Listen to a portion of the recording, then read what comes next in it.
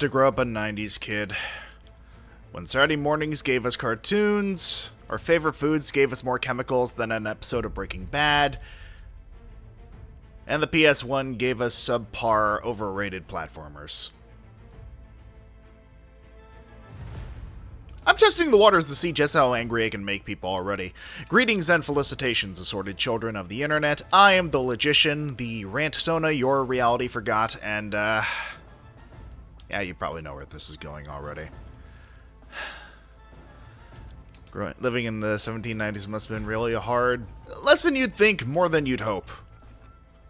Anyway, for those of you playing the home game, I have a smidge of, let's just call it unfinished business with the original Spyro trilogy for the PS1. You see, I played all three of those games. I enjoyed all three of those games. As a child. Coming back to them as an adult, brought to light a handful of issues that, I'd not really noticed as a child. Blissfully ignorant lad that I was back then, I was of the firm belief that there was no such thing as bad video games. You were either just good at the games, or you weren't. And I stopped about maybe 1/3 of the way through each of the Spyro games because I couldn't get any further.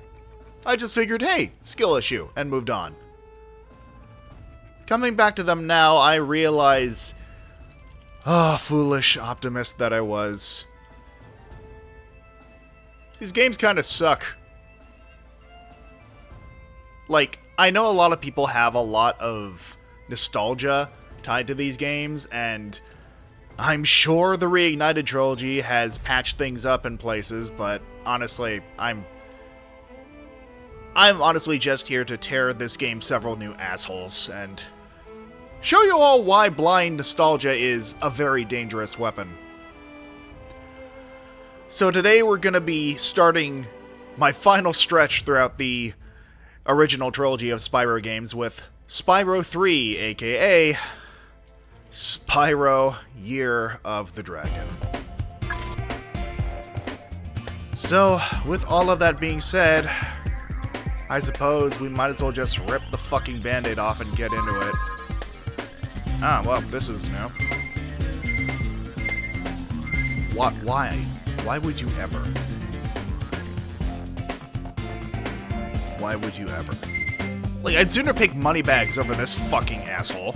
This fucking class traitor.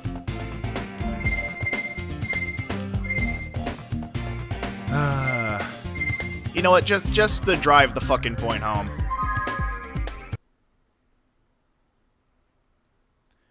Nice use of this Photoshop filter. An evil plot unfolds.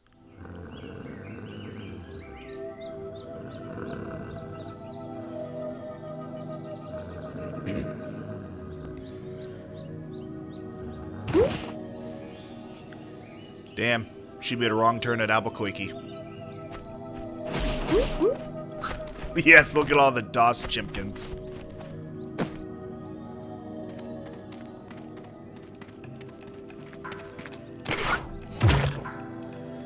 Yeah, thanks, Carl. I'm gonna need it.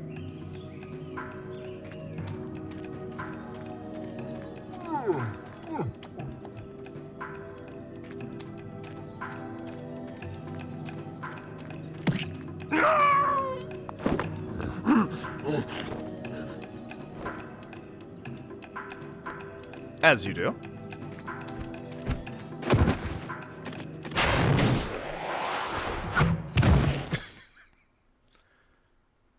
Voice acting. A powerful that, what that said. We managed to capture the eggs, Your Highness. Every last one. Excellent. Maybe you will amount to something after all.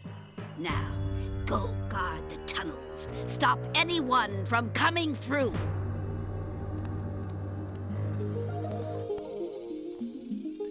It's always the fucking fairies. I don't think we need this many fucking title screens for the intro. I'm sure someone's getting off to this. Where are the eggs? The holes came out on the other side of the dragon worlds. We found some of the eggs, but they were too heavy to carry back. Be other side of the world? The Forgotten Worlds. Spyro, you'll have to go. Nobody else can fit down the holes. Yeah, come on, let's go!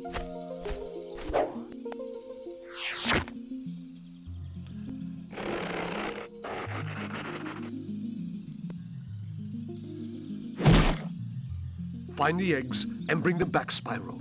You're our only chance. You got it. Don't you just love when video games used to just open like Saturday morning cartoons? The adventure begins.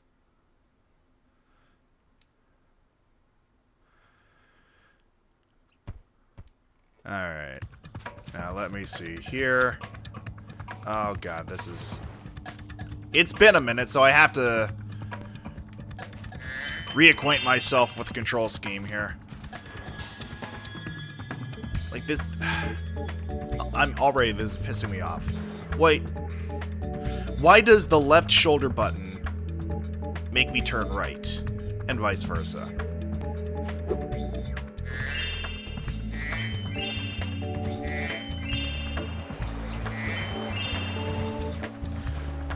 Like, it's easy enough to get used to, it's just on principle, it strikes me as wrong. Ah, boy. You know, I need to pace my fucking frustration. Just pull all of my hair out now, gonna be left looking like Sea Dog VA in 10 years.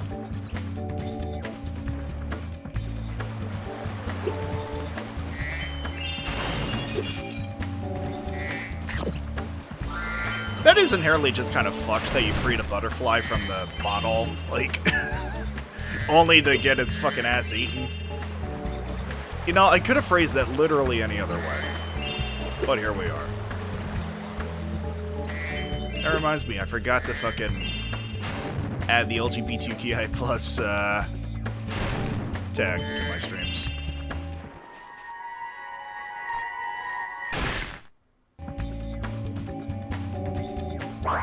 And no, I won't attempt to pronounce that correctly. But yes, dragon eggs are our default collectible for this game, rather than dragon statues, or... Dude, I'm gonna be honest, I don't even remember what the fuck I was supposed to collect in Spyro 2. It's been so long, and I think I just sort of blocked a good chunk of that period of my life out. Probably forgot to set the chat to readable size. Okay.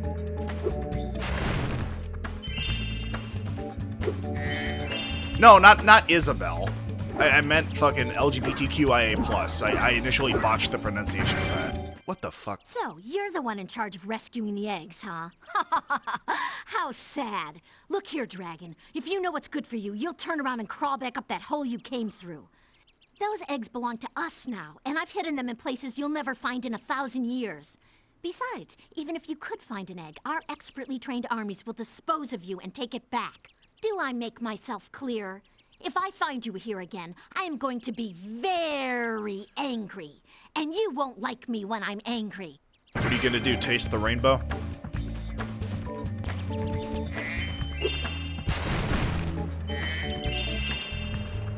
Is it just me, or do her line reads sort of register like a fucking One Piece character?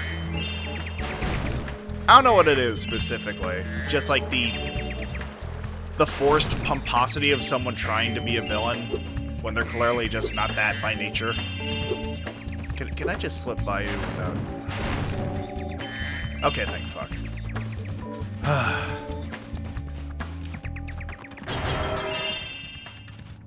Just regular woman rabbit in the coat. I know, right? Carrot would never.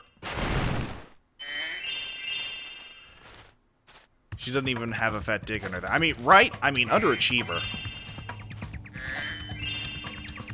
I don't know, she seems to be a sorceress's apprentice. Maybe she'll get there one day. Goals.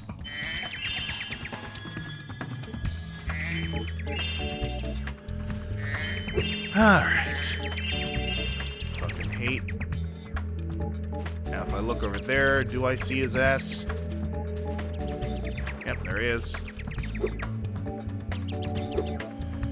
Ah, my lord. Alright. Let's see, can I get close enough? Okay, good. I want as few interactions with Hunter as humanly possible. Now, there may be some of you naive optimists that you are thinking, oh, what's wrong with Hunter? He's a great character. This motherfucker sabotaged us at every fucking level, at every opportunity in Spyro 2. He is the fucking Jar Jar Binks of Spyro. Namely leaning into that secret Sith Lord theory. Do you think they'll ever make you buy the ability to climb Oh, I mean, I saw money bags earlier, so doubtless. Also, who the fuck are you? I'm late for a dinner party at the Tiki Lodge, and the portal to my home just stopped working. Maybe the portal will reactivate after a few more dragons hatch. You know, I would ask what the correlation, causation, rationalization is of that, Your game camera is currently in passive mode. This mode requires you to control the camera yourself and moves more slowly. If you like, I can change the game camera to active mode. In active mode, the camera moves much faster. I mean, that would save us some time, I suppose. Your camera is now in active mode and will move. Yeah, I mean, not to interrupt you, Zoe. I got shit to do.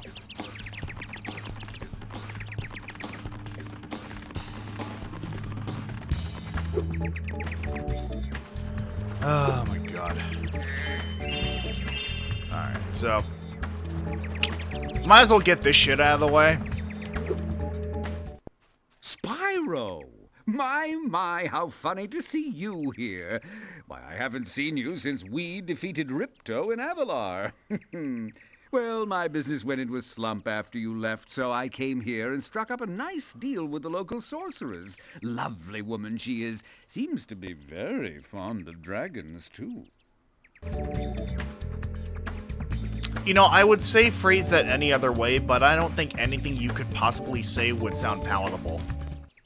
The sorceress has asked me to guard Sheila the kangaroo. I suppose if you had a bit more money, I'd be willing to let her escape. Then you could keep her for a pet or something. Yeah, I noticed that too, Koshe. That is absolutely not the same voice actor. I mean, he sounds sleazy all the same. He just doesn't have quite the same degree of punchability that I remember associating with Moneybags the first time. Alright. So still have some shopping to do to release the hostage. Oh god. I have to go up here and risk talking to Hunter in order to get that, don't I? There we are. Alright. Thank fuck. Alright. Oh, so I think it was. That's what it was. Oh, ground pound. All right. So I am trying to remember. Oh, god damn it! Yo, Spyro, I just found one of those portal thingamajigs that leads to a different world, but you'll have to glide to get across to it. Press the X button to jump, then press the X button again while you're in the air to glide. Just follow me. It sounds like someone face-fucked you with a rusty railroad spike, Hunter. And I'm just hoping they come back to finish the job. Full offense. Stop! I saw something shiny in that cave over there. Let's go check it out.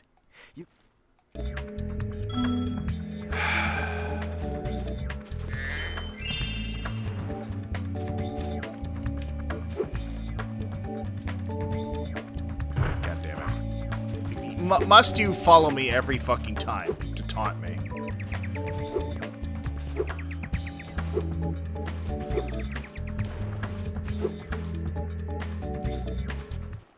To get the best...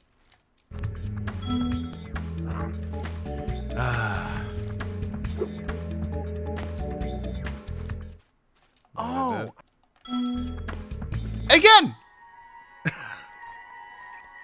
Just proving my point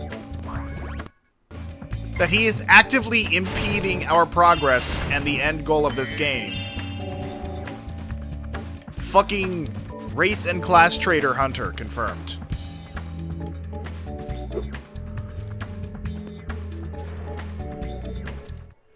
This is a Superfly power-up, Spyro. Whenever you walk through any power-up that looks like this one, it will allow you to fly for a while.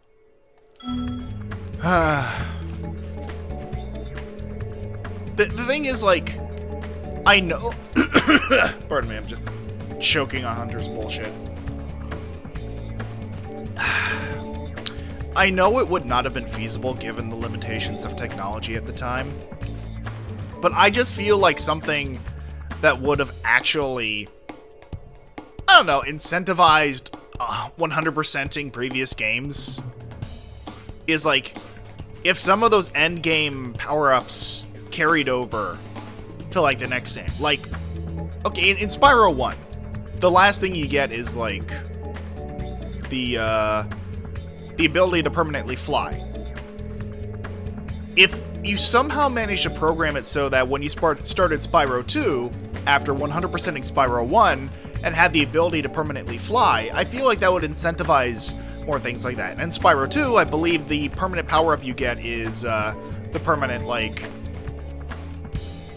Uber charge. I don't know, man. Like, I feel like there's gotta be some modders out there who can code together something like that. Like, I don't know if that's something they implemented in the Reignited trilogy. If not, it's fucking a wasted opportunity.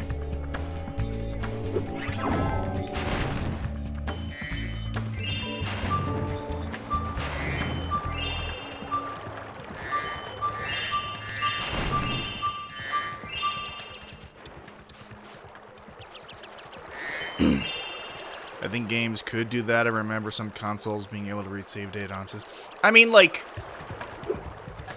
I know what things like, for example, like Final Fantasy VII. Final Fantasy VII had like 3 discs. And like, your save data carried over like when you swapped to like the next story disc to go to the next main portion of the game. And so I feel like it wouldn't be too far a fucking cry to say, hey, we read that you 100%ed, you know, Spyro 1, we're gonna give you the permanent ability to fly in Spyro 2. And so on and so forth with the other endgame power-ups. It just... I have never been a fan of the trend in, like, especially in Nintendo games, where, like, you have this established character who is, like, known for having attained, like, very specific power-ups and shit, but just at the start of the game, by happen chance, oh no, you lost all your power-ups, you're gonna have to get them all back again.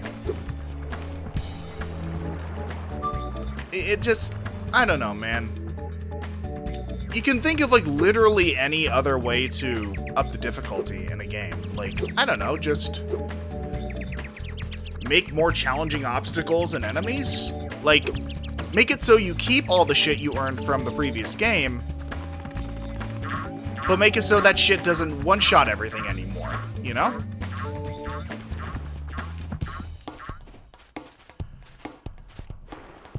Ah, boy.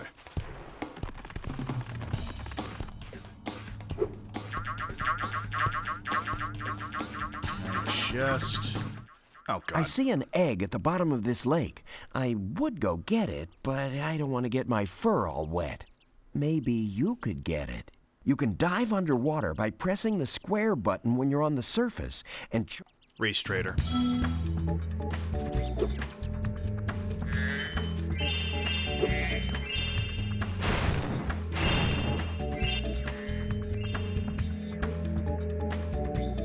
Mr. Sparks, meet me back here later. Alright, duly noted.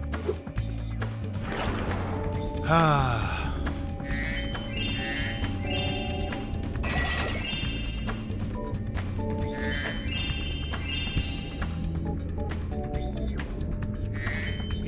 Okay, so I definitely touched it. Okay, there we go. Magic polygons. Cats don't like water, Griffin. That's just in its nature. This motherfucker swam with a fucking with scuba gear in the previous game.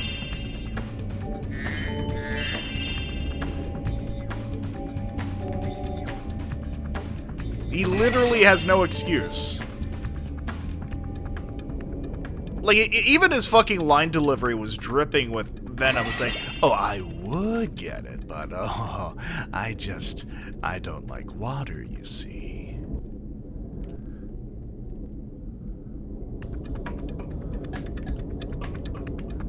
You know how we cats are.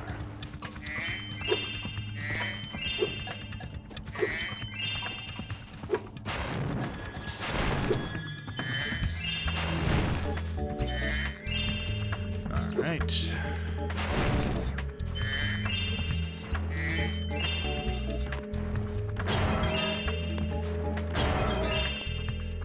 You sound like a pervert when you took. Well, I mean, that's what fucking Hunter sounded like. Point proven.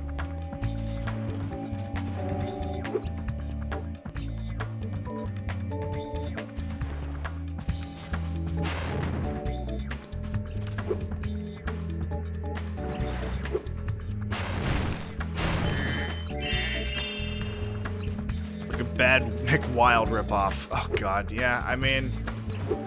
Ugh.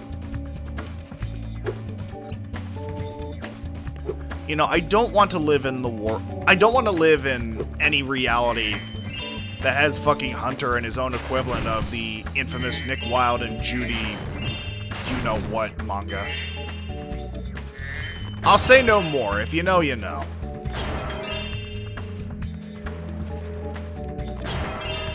Ironically, that would probably also feature another rabbit.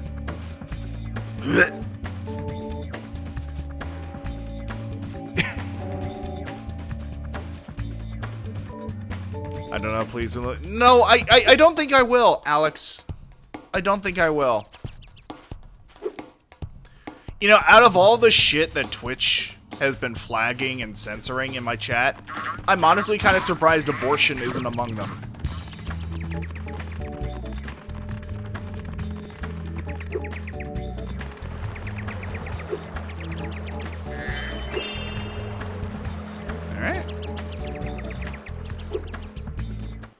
I'm getting paid a fortune to keep Sheila the kangaroo locked.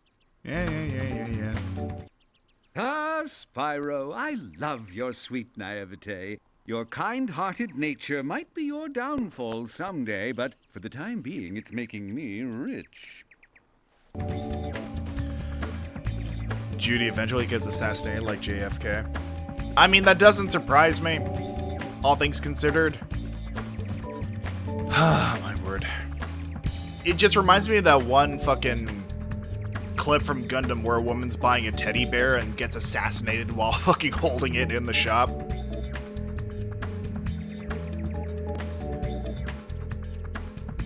Made Clawhauser straight. This certainly is an interesting reality I've been dropped off in.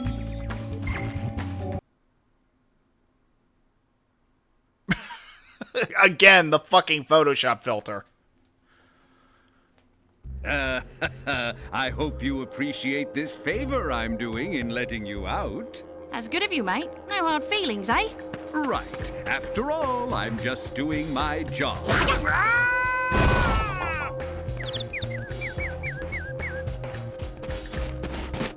I reckon you be one of them dragons, then. Yeah, name's Spyro. Never thought I'd see one. You dragons used to rule this entire world, you know. Then all of a sudden you left. Poof. Dragons used to live here? Didn't you know? They say it was over 1,000 years ago, I think. And they just left? Yeah, and the weird thing is, after they left, all the magic in the world just sort of went with them. I mean, they say this world used to have magic coming out the wazoo. Flying ships, singing forests, wishing stones, you name it. But when the dragons left, it all just dried up. Is that why some of the portals don't work? Yeah, they're starting to fade out too, one by one. Well, I gotta get back home and do some damage control. Come visit anytime you like.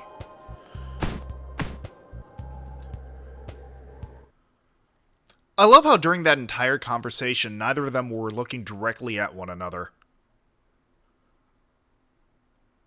Because the camera has to be able to see both their eyes.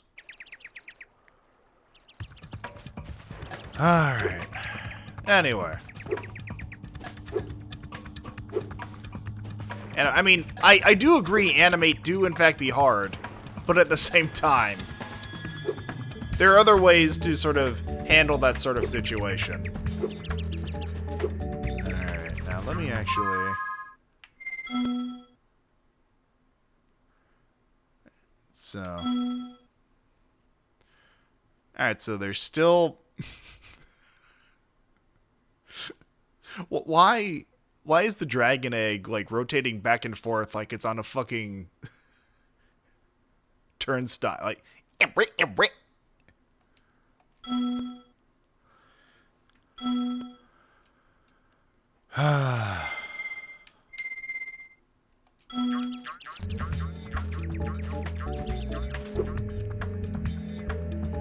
let's see.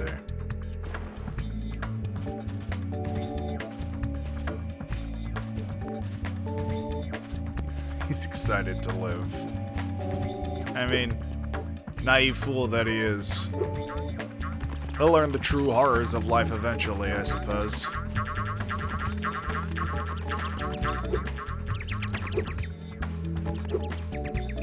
Where the fuck are those?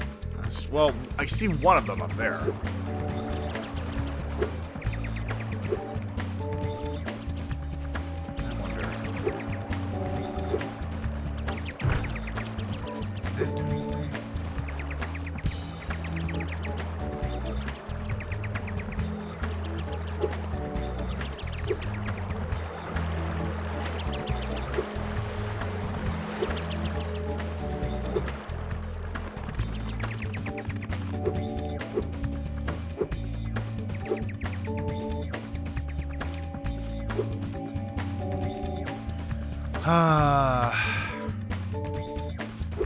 Entirely possible there's something I missed in here, so...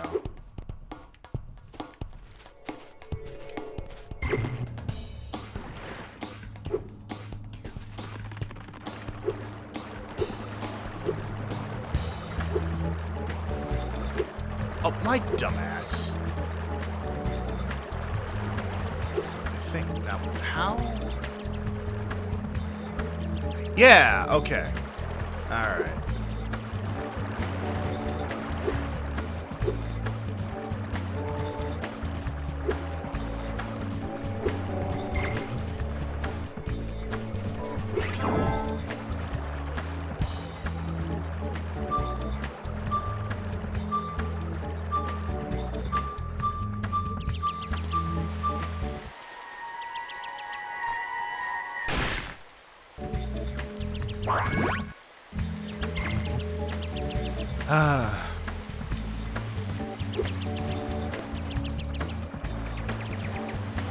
Let's see here. Oh. There's that.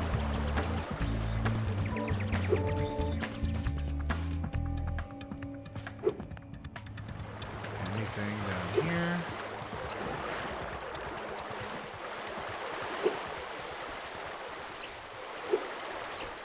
You know, it's weird. I'm also just so used to, like, not being able to swim in Spyro 1 that, like, having avoided this entire fucking creek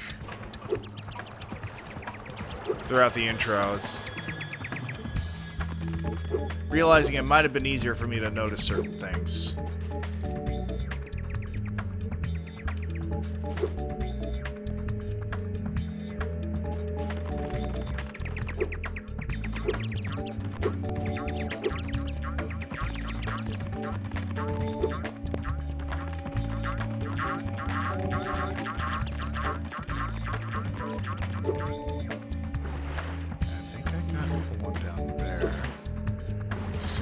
Figuring out if there's another egg hidden up here somewhere.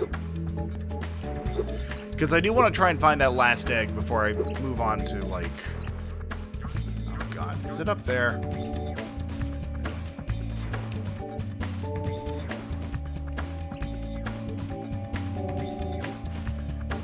But yeah, I want to try and find that 5th egg before I move on to the actual mini worlds proper. Are you up here? No, doesn't look like it. What was it you wanted to say?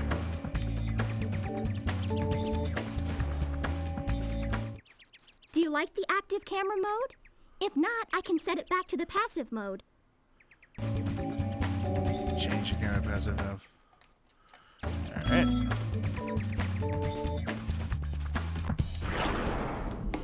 Was there a second egg down here? Doesn't look like it.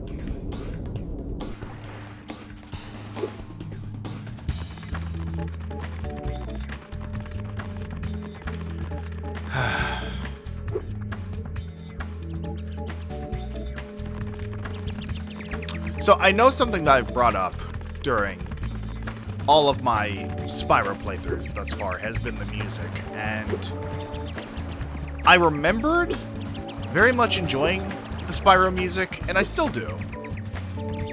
It's just kind of unfortunate that it all just sort of blends together, and then none of them really stand out as individual tracks. It's all just sort of like press the demo mode on any sort of Roland keyboard, and this is what you get sort of situation.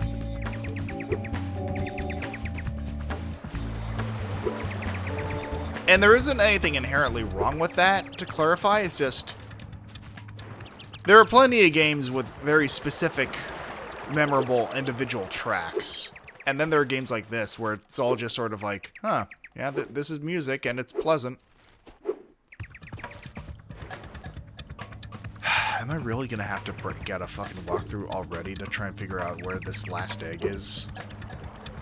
Like, if it's one of those bullshit, you can't find it or literally access it until you have a specific power-up thing, oh, am I kidding? It's probably that.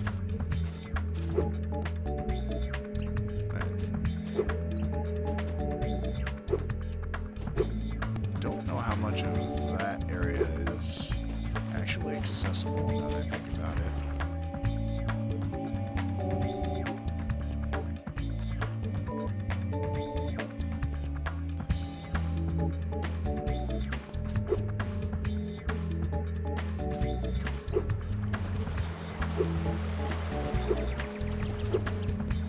Because now that I think about it, like, how would I even get that? That bottle up there is, as of right now, completely inaccessible. Unless there's something I am missing. Actually, I did see a rock that had a crack in it over here.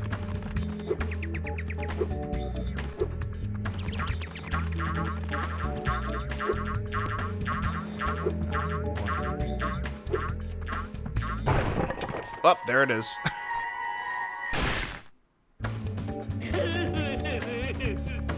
Yeah. Life sucks and then you die, Liam. Alright, level complete. I'm late for a dinner party at the Tiki Lodge. Yeah, I heard you the first time, Ton Kenny. Ton Kenny, yes. World-renowned actor Ton Kenny.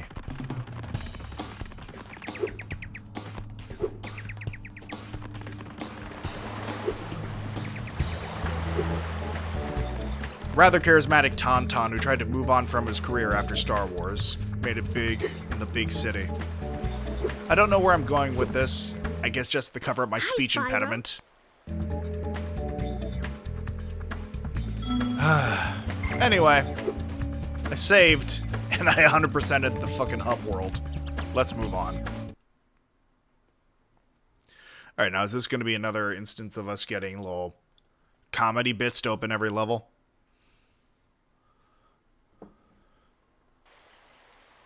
Damn.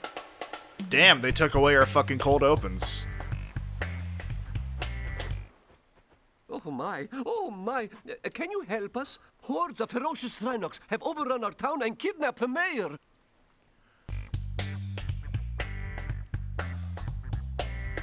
I don't know what accent it is, but I don't quite think it matches your aesthetic, George. With all due disrespect. Like it... Beautiful illustrate... Oh, God. Ah, my word. Yeah, all the fucking budget went into those unnecessary screenshots. Yeah, it maybe was supposed to be Greek, but it sounded more Scottish than anything.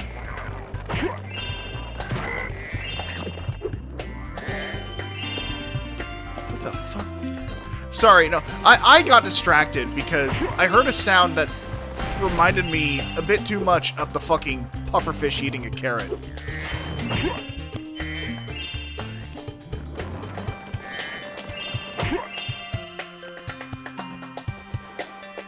You were worried about these guys? The ones literally cowering in fear? Like, once again, this is dipping into the territory of, look, this man is not harming anyone. He's literally about to shit himself. Are we actually the good guys in this situation?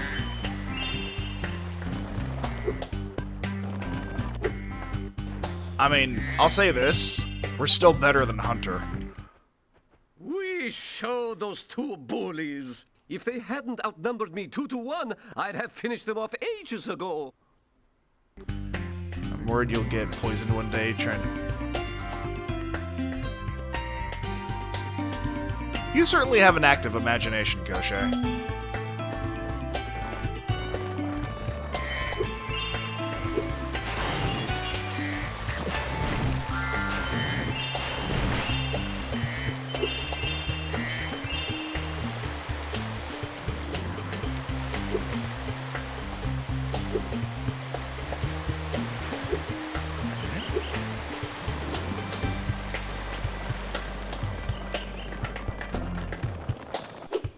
Mention the pufferfish carrot so often, it's like... I mean, listen, you can blame fucking Salty DK Dan for that shit, alright? Season 1 of the Friendlock poisoned a generation. Like, it was fucked up enough what they were doing to that poor pufferfish. And then the mimetic perpetuation of that video did not help.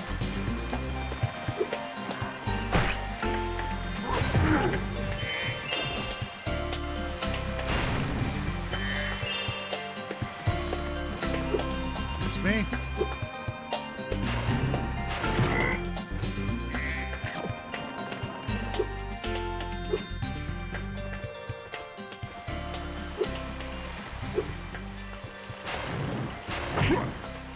I mean, even sort of bouncing off that topic, it is kind of fascinating what humanity will just instinctively go, huh, this thing kills people, and it hurts to even get close enough to it. I'm gonna put it in my mouth.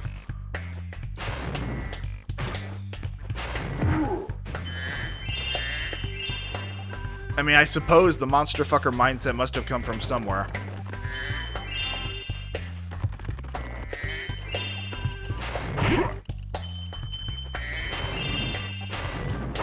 Like, again, are we entirely certain that the bears were not the invaders here? The weird, uncomfortably German-sounding bears.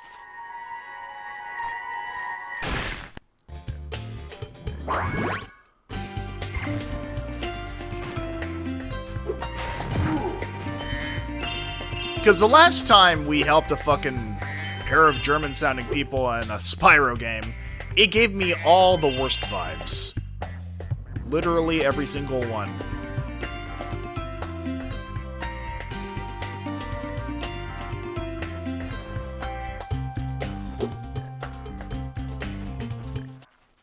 Hi, Spyro.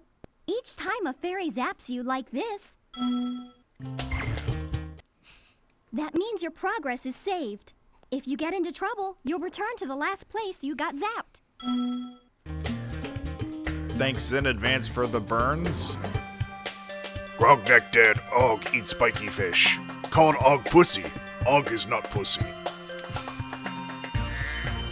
Sorry, I just felt that deserved a bit of voice acting there.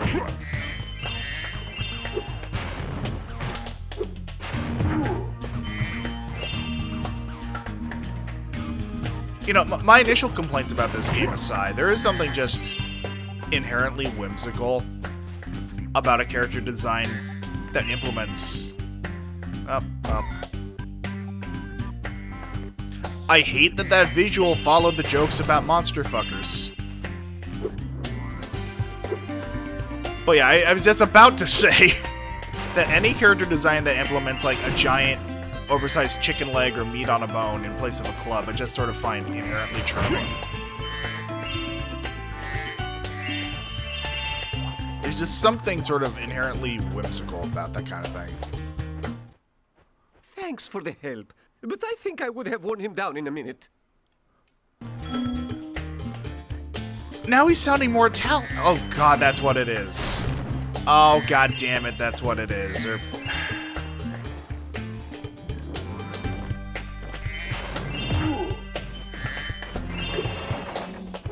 yeah, no, Greek, Italian, it's all the same thing, right? Euros, pasta, same difference. Thank you for rescuing my town. As mayor, I award you with one of our famous giant chicken eggs. Tummy full from polygons, yum. Okay, I hate that there's an extra layer of comedy to that because it came from the fucking Reignited trilogy. Oh, damn, fucking Sandra's ham bone in it. I'm sorry. That was the ugliest chicken I've ever seen. I hate that made me laugh. God damn you.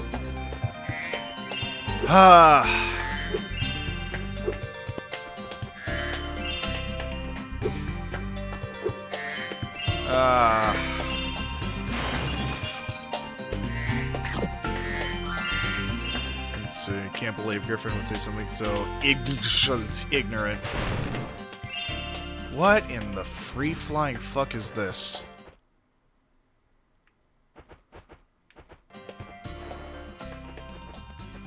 Did I just find the fucking event horizon?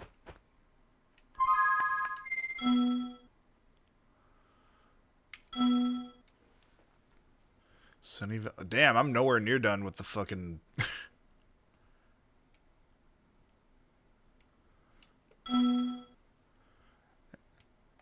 Well, I mean, jokes aside, when in Rome. Oh, god damn it. Well, now I know why the music disappeared. This is where hope goes to die. Hi, Spyro. I found this gladiator training arena, and it makes a pretty cool skate park. Care for a test of your boarding skills? Are you gonna put in a fucking Whole Foods next? I bet you can't catch all 15 of the lizards running around here. Just come back if you want some boarding tips from the master. You see what I mean about the pervy delivery? I bet you can't catch all 15 of the lizards running around here. Just come back if you want some boarding tips from the master.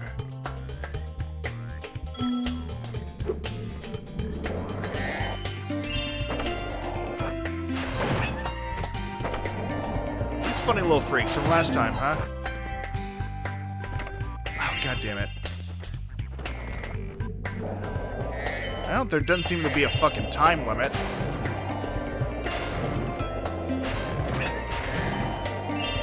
So, that's an improvement.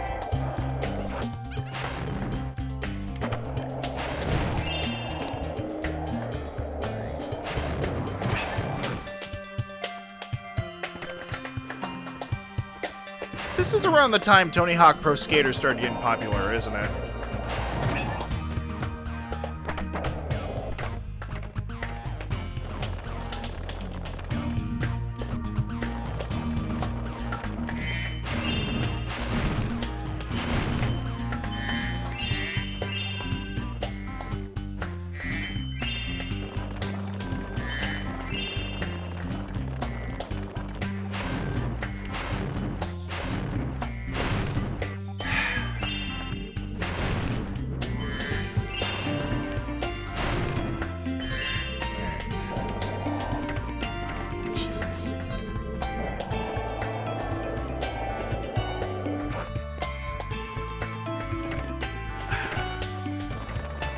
boy, this is a fun new mechanic I have to get used to.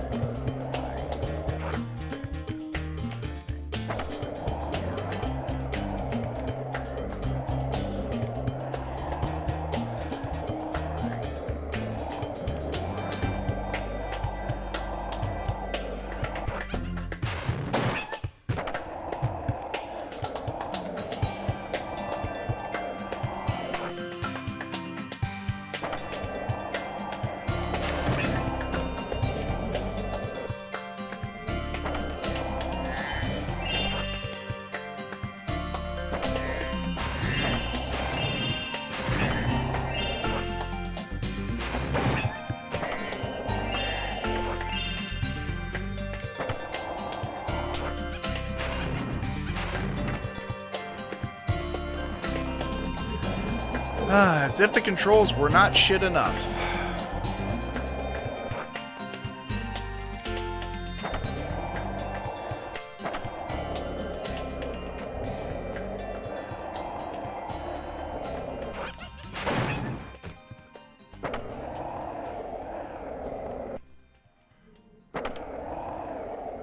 So...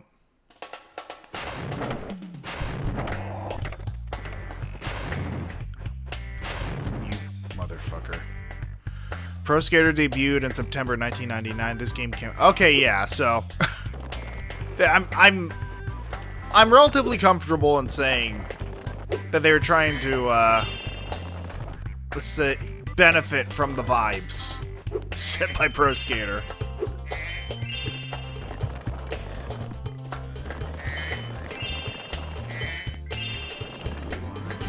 I mean, also, like, what better way to make your fucking Radical Rex-ass dragon character relatable to the youths than to put his ass on a fucking skateboard?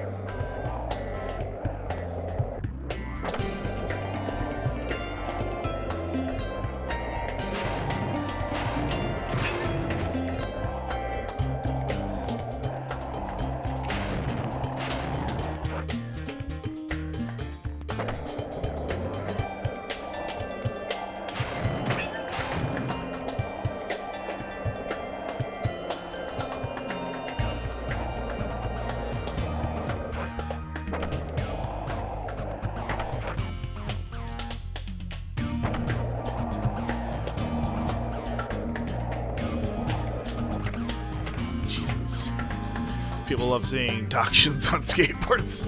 I mean... I have to go now. My planet needs me. Yeah, no, I hate how accurate that statement is, Gaucher.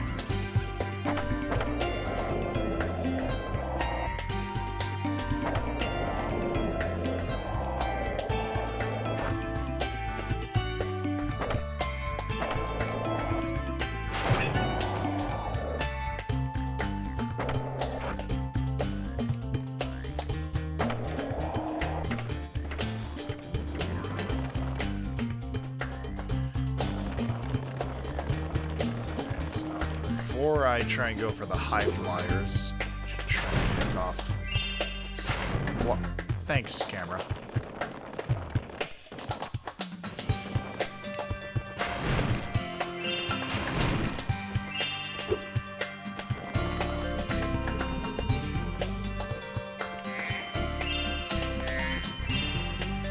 Alright. Then,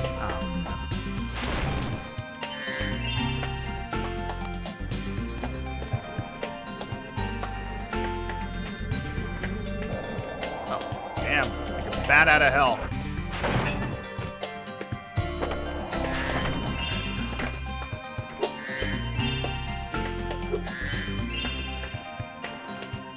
Alright, send all of those. Yep, I just need to get this one over here.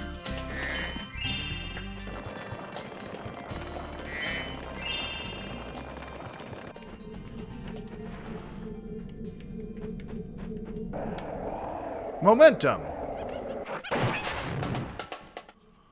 Hey, that was great! And while you were boarding, I found this in a lizard burrow. How convenient.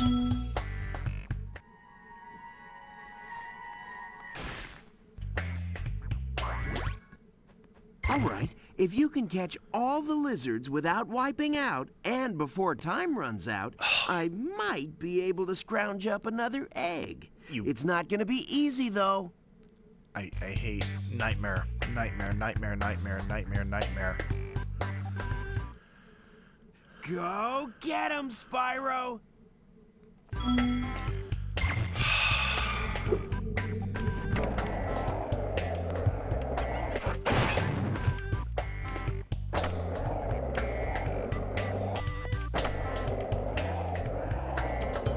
I hate you, Hunter.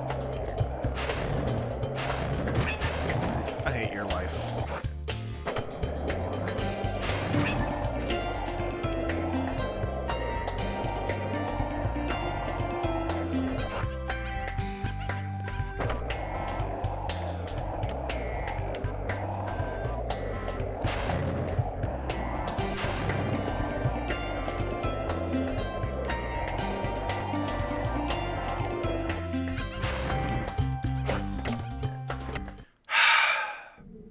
I don't want to hear it. Oh,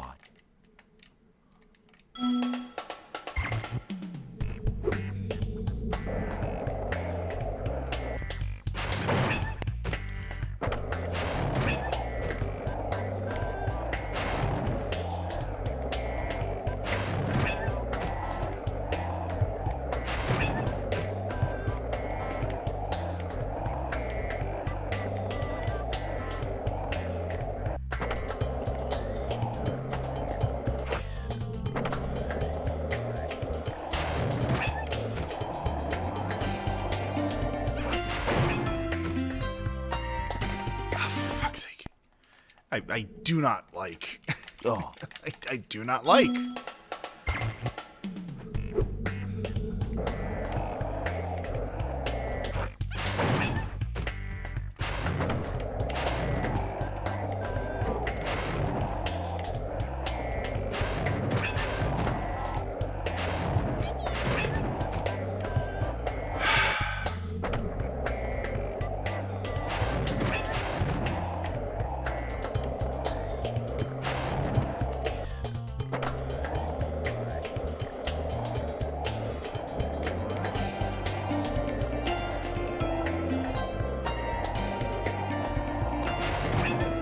You're a disgrace to kobolds everywhere.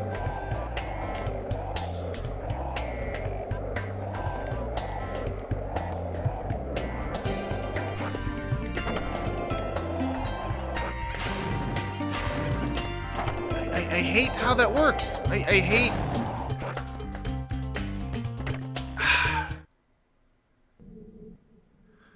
Oh, Alright, so I feel like I need to fucking practice with this shit, because, like...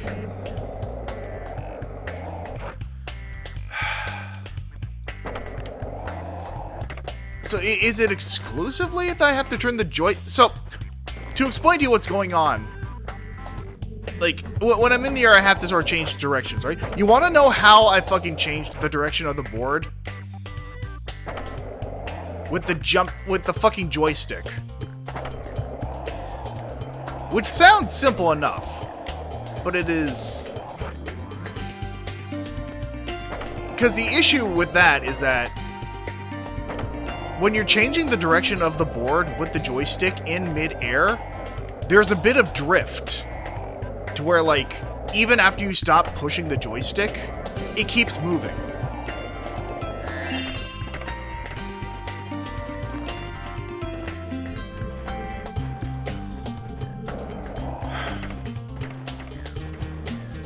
It's got momentum. Oh, God.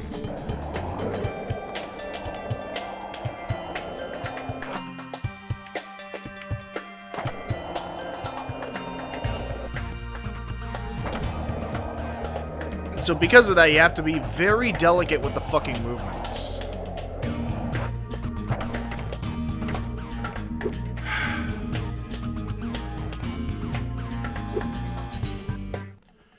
If you want...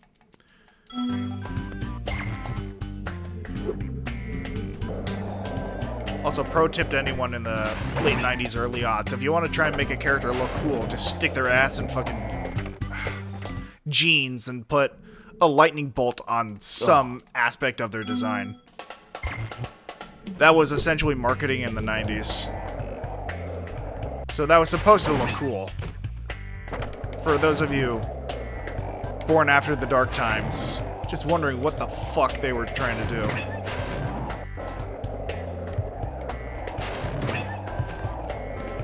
Does it look cool? Not on his ass, it doesn't. Just makes him look like an appropriative motherfucker.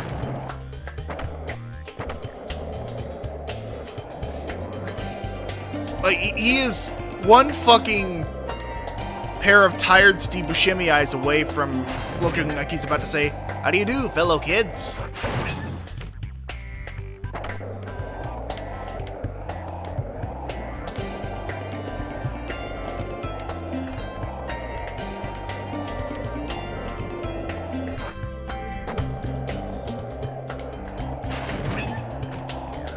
I'm upset by the fact that Hunter is still breathing, Koshe. That's what bothers me more than anything else right now.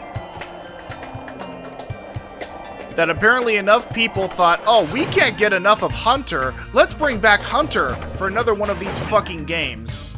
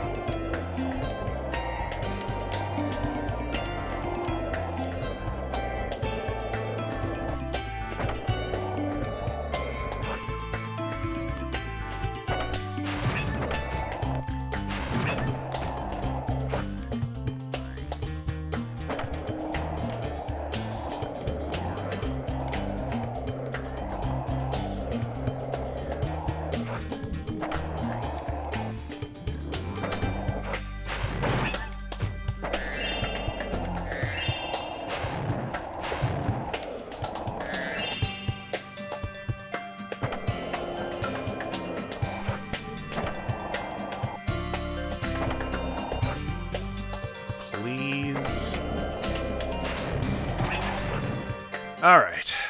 Whoa, that was sweet. And look, there was another egg in the lizard burrow. I'm gonna be real, I completely blanked on the fact that there was a time limit.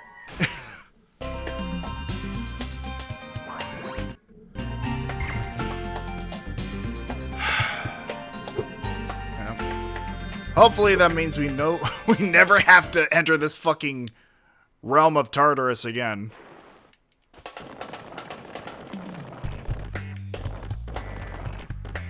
I'm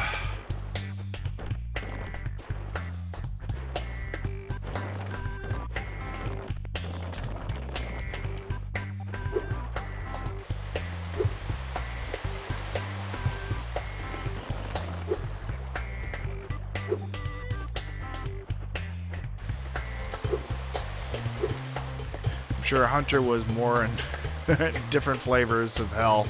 God, yeah, no.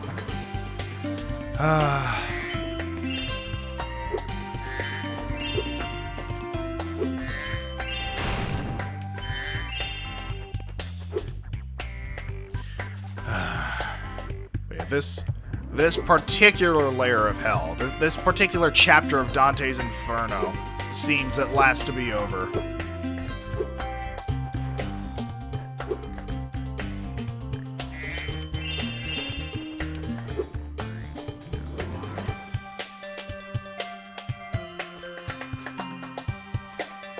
Anything over there? No.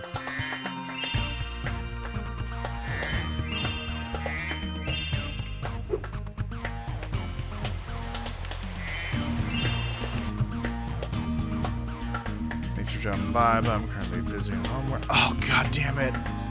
Oh, god damn it. Oh, no.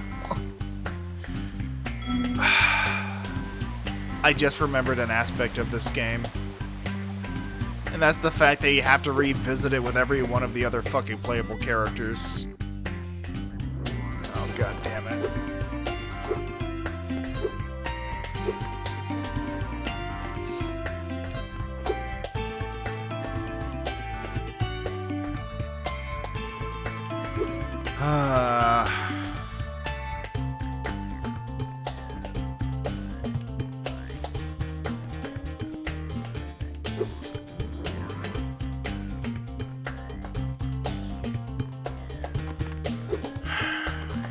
So I'm going to assume that I think I only had one gem left. Oh no.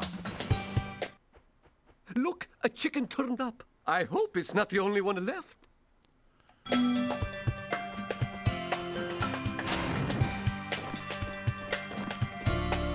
well, nice to know that isn't involved in any sort of challenge.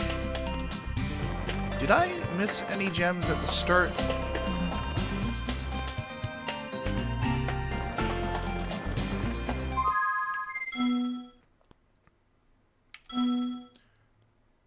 Sunny.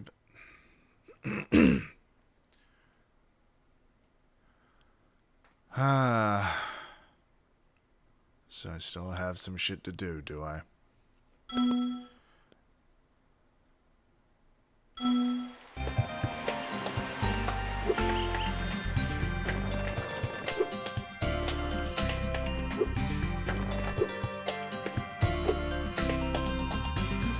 think that just takes me back. As much as I don't want to, I feel like there's the possibility that I may have missed a gem in fucking Tony Hawk world. So, it's at least worth exploring.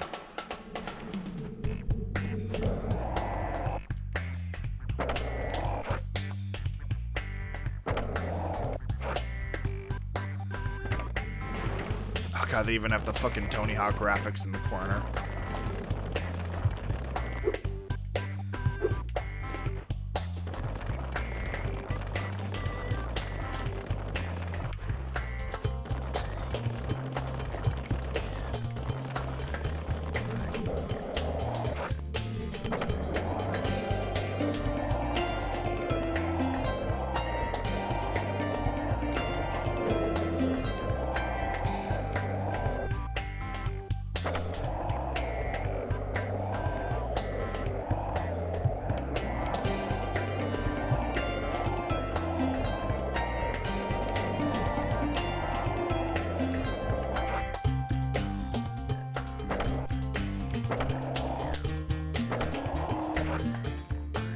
Why is it counting down? Like, I'm not doing anything. Oh, is it like... I guess points or whatever.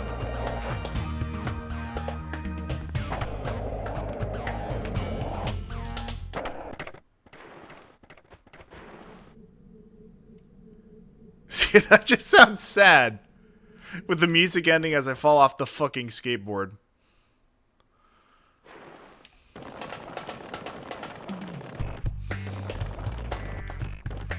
But yeah, no, I think it's painfully obvious that I have missed a single solitary gem at some point, and I just need to fucking find what nook and or cranny it's tucked away in.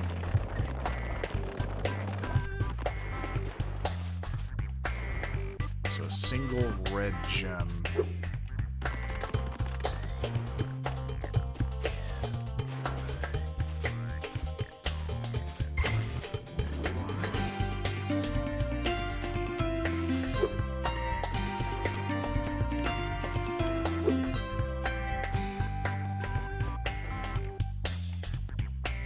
I forget, did they still do that spark thing where if I press both shoulder buttons?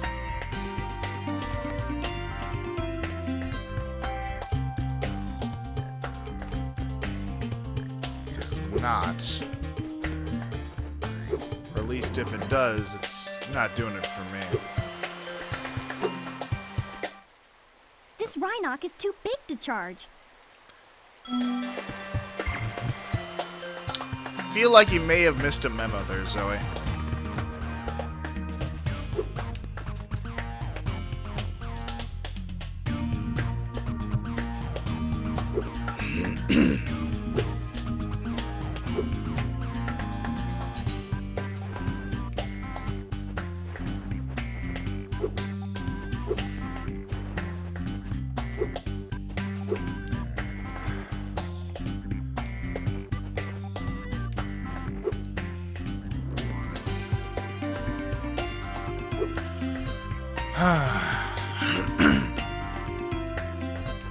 Well,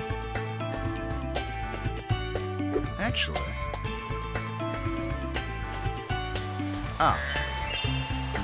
okay, so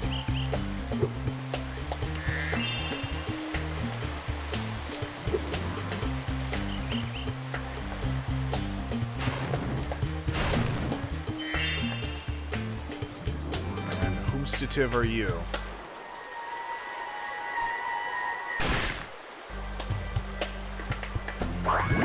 Thanks for the cameo, Mr. Morales.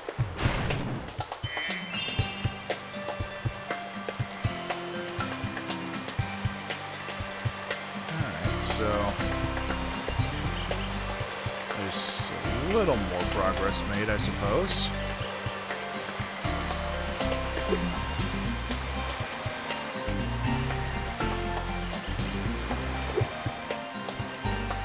Then, well, it said also like 2 more bears as well.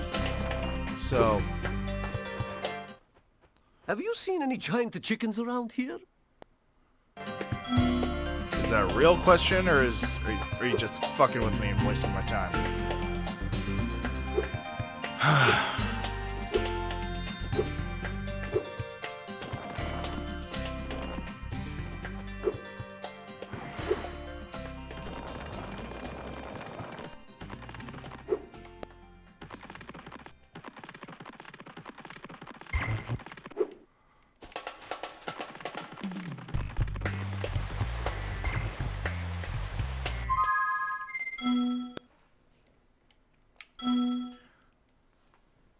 Alright, so 5 out of 6. Oh, it's... See, my dumbass thought for a split second that it was saying, like, 5 out of 6 bears. But it's just like, oh, this is the bear world. Yeah, no, it does bear a certain resemblance. I hate that that pun was accidental. Okay, yeah, so I have 1 more egg and... guess 79 gems left. The question is, where the fuck to find them? Yeah, Spark is being no help at all, or Sparks, because another indicator of media from the 90s is that if you put in an X or a Z in places where you could otherwise put other letters, hey, that's how you knew a character was cool. Am I right, gamers?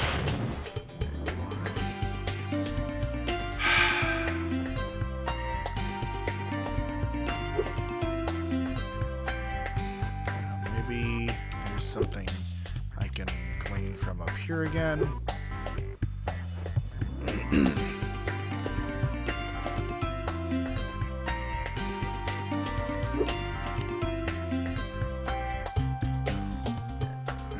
Not appear I can make my way up there.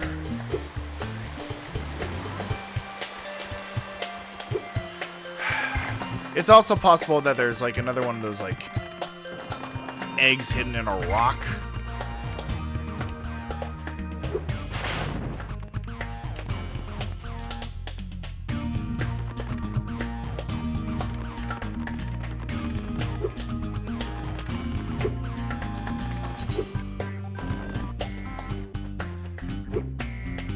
There has to be something to this chicken, right?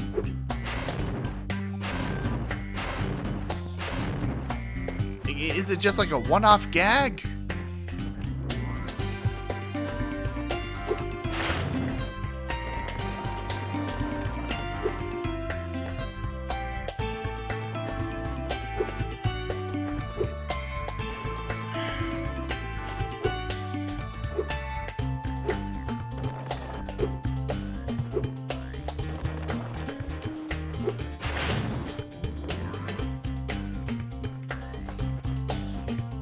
I hate that my curiosity once more is bringing me back to this fucking hellscape, but I literally don't know where else I can turn.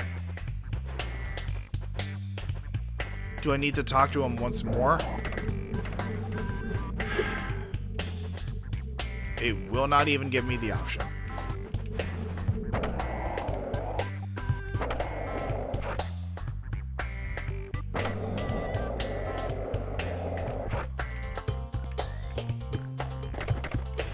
Awesome.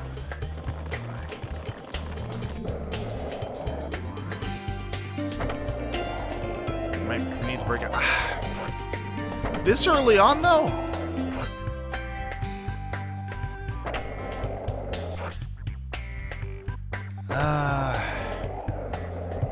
See, this is another one of those things that I have come to really not care for when it comes to Spyro games specifically. And it's like instances where the path to progression is left nebulous, and oftentimes progress is hidden behind some sort of upgrade that you need to have for that specific level.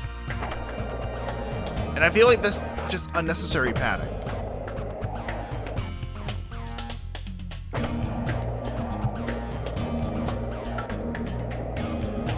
Break 300, you're fucking with me. I know you're fucking with me, Alex.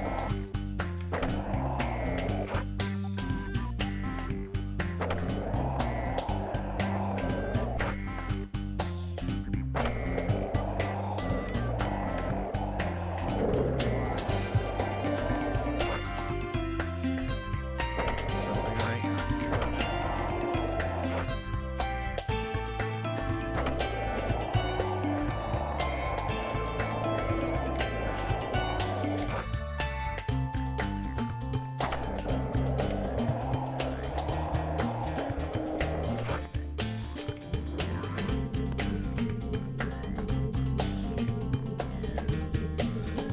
No, I mean, it's worth a shot, I suppose.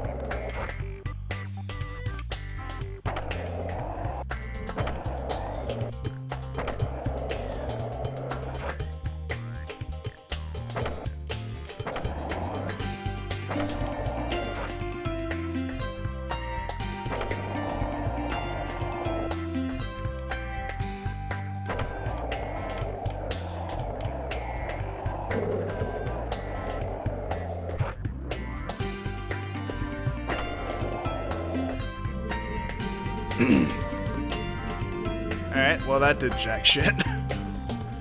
I mean, it was worth a shot.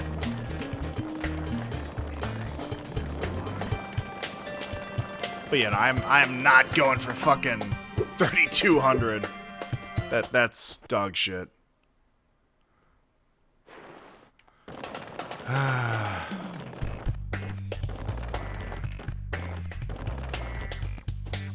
God, what's this level called again? Let me see here. Sunny Villa.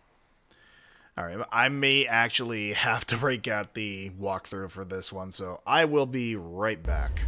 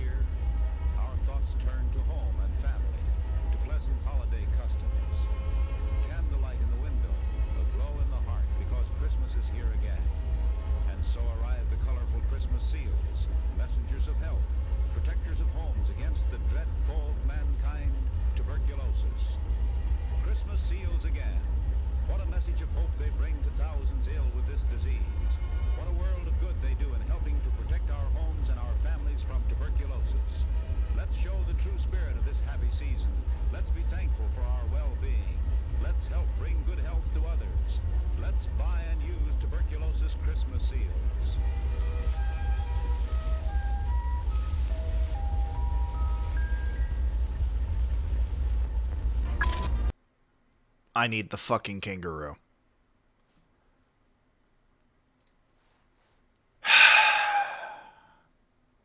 So yeah, it's as I feared. I literally cannot complete this level without the extra characters. Find me in the Alps. Hop to Rapunzel. Yeah. No, that sounds about right. Boy. Alright.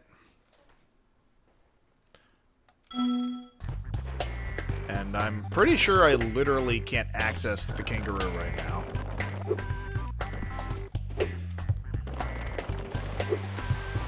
Also, I probably should have asked this a lot sooner into the stream. How are the audio levels sounding to everyone? Like, is the game itself too quiet? Am I too quiet in comparison? How's everything sounding overall?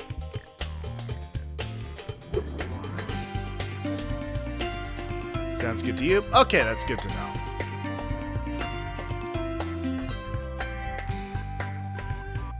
The extra character levels to beat the game.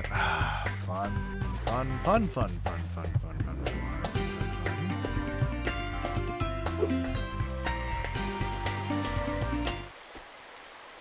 Again, the fact that the music cuts out. So yeah, no, I need to unlock the kangaroo to finish this shit. Isn't that hunky-dory?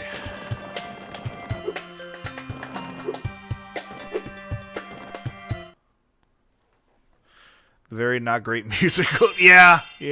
No, it's not even the music loop. It's the fact that when I approach certain areas like the Hell Portal to Hunter or get close enough to the Kangaroo World, like the music just stops.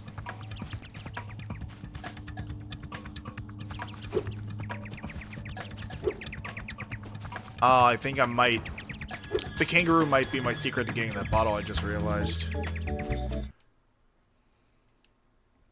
So yeah, I have to do her world, and then she'll be available on other levels. Thanks again, Spyro. Now I have to find out what that nasty sorceress has done to my home while I was locked up. Suddenly menacing music sting? So, like, is the bit here? Hiya, Sheila. While you are gone, a bunch of Reinachs kicked us out of our houses. It's okay, though. Bobby, Pete, and I are working on a clever plan to take them back. You know, those famous Swiss kangaroos.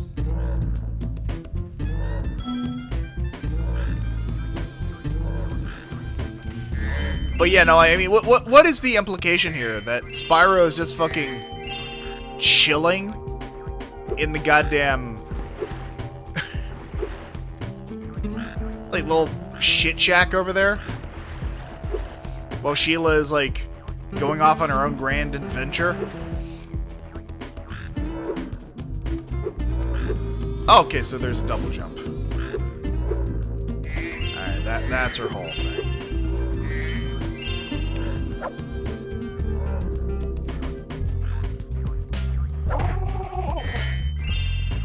That was unreasonably upset.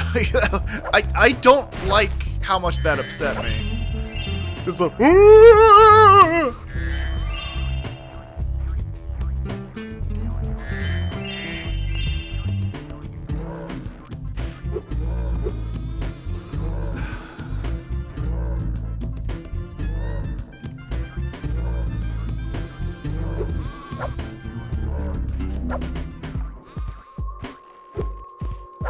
so is there something to these cracks here? Or?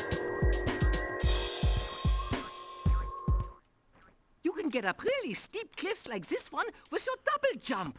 Press the X button to jump, and press it again exactly when you hit the ground to do the double jump. Once you've mastered it, you can go anywhere you want. I see.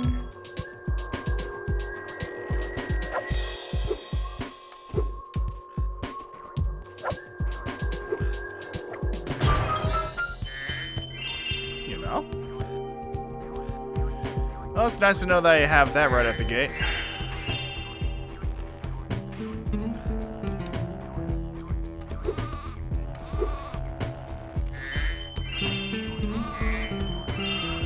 This does not control very well. Ah, home at last. Here, I was saving this to make an omelet, but I think you deserve it more.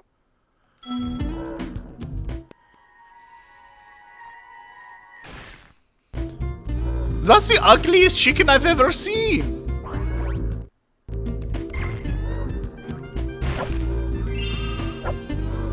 Oh god, this is...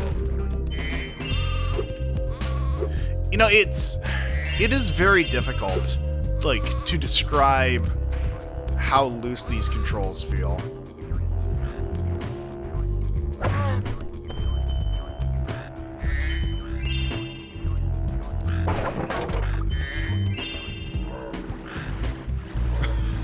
Fucking T-Rex swim.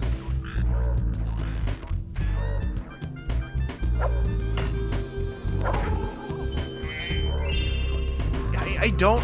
There's something about the death cries for these enemies on this particular level, man. It's like, it's... They sound too much like someone was getting way too into the session, if you know what I mean.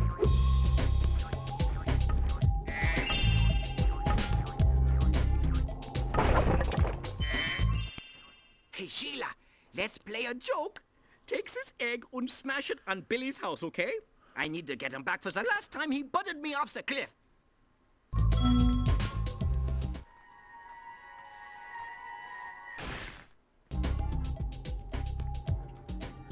Oh god. I guess weeb is something you're just born into.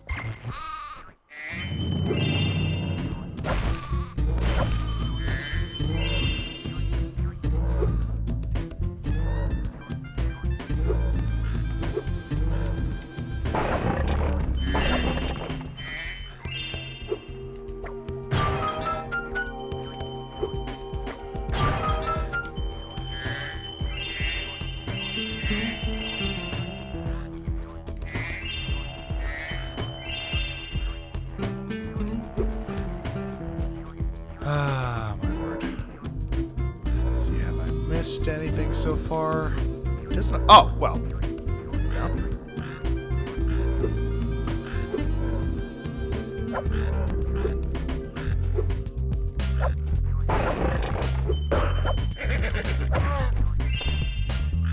Did that moose just fucking whinny?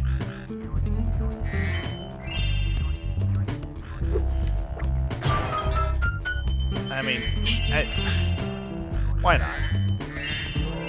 We already have our Swiss fucking kangaroo, so why not a whinnying moose?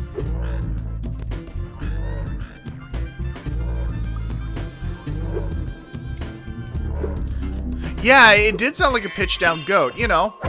That's just what moose are at the end of the day, I suppose. Just goats of another flavor. Those Rhinox have taken over. There'll be no stopping them unless we can smash the huts. The huts are too big to smash with your kick attacks, though. Try using your stomp attack to smash them instead. I'll confuse them with taunting while you stomp the huts, okay? You remember how to stomp, don't you? Just jump, then press the triangle button in the air. You remember how to stomp, don't you? I just said yes.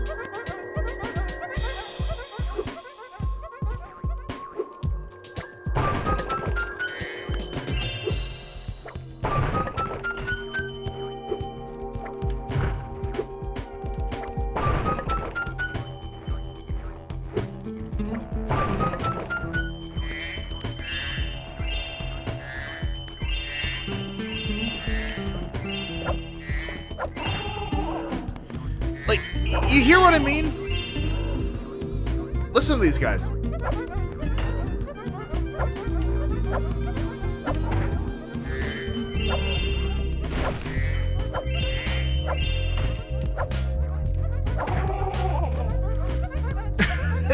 I am distinctly uncomfortable. Oh!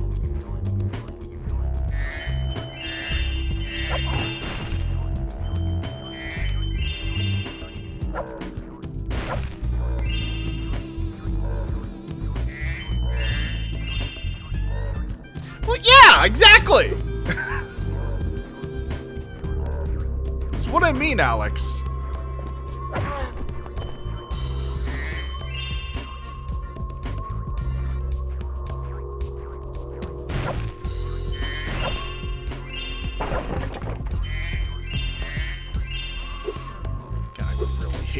his controls! If you ever forget how to control a character or vehicle, just go to the pause menu and select help. You fucking passive-aggressive motherfucker. Can someone please clip that shit? I hate how this controls. If you ever forget how to control a character. Oh my god.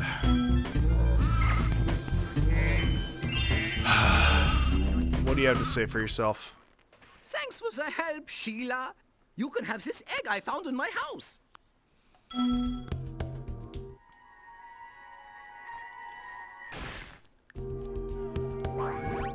Damn. Set up from birth to be a British grandma. What a terrible fucking fate.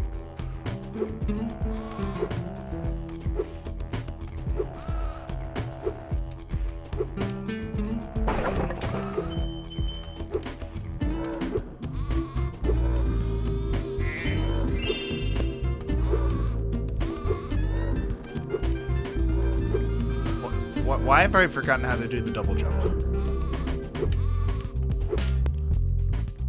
What the fuck?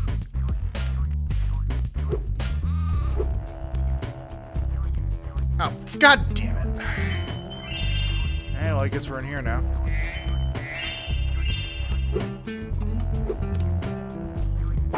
There we are. Now.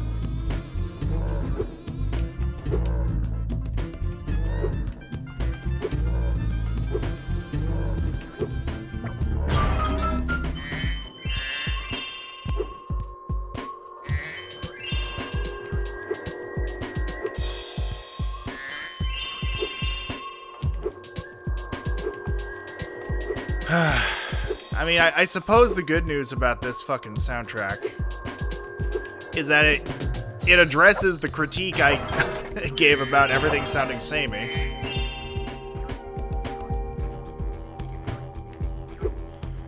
The addition of didgeridoo does in fact help this stand out in its own right.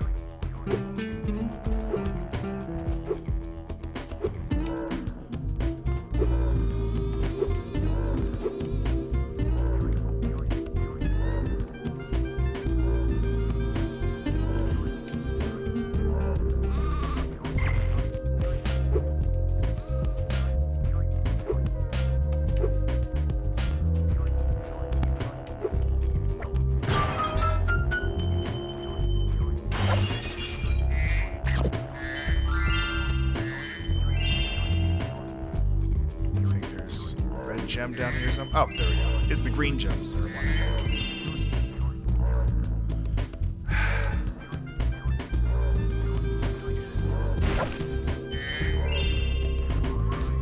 Okay. Level complete.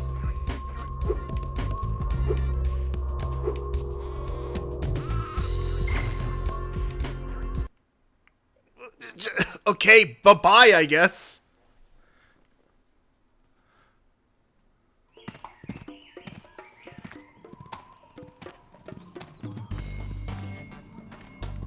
Once again, going full Looney Tunes.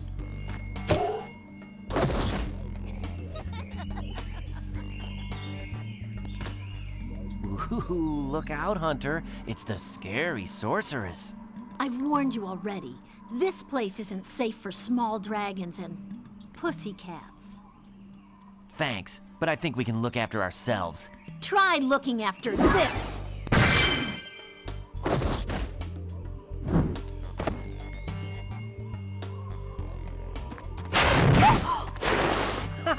Come back when you finish witch school, okay? Say, is it just me, or is she kind of cute when she's angry? For once, I agree with you, Spyro. Hunter's fucking walk of shame.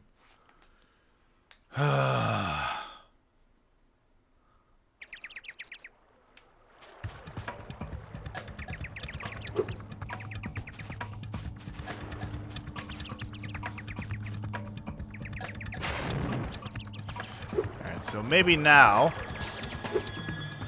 I can access that Sheila level. Or Sheila portion of the level.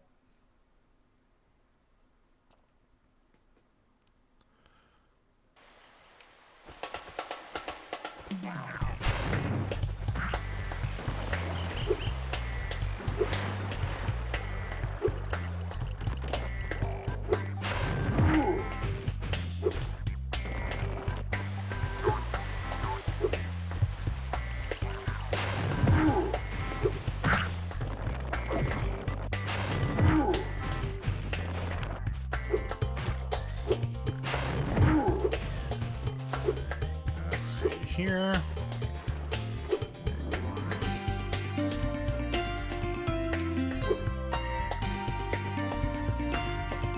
Hello there, first-time chatter. I am the Logician. I am a Rantsona VTuber, and today I'm dipping into Spyro 3.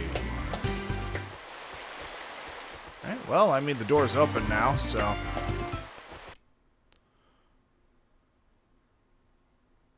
Hey, Spyro, there are Rhinox everywhere.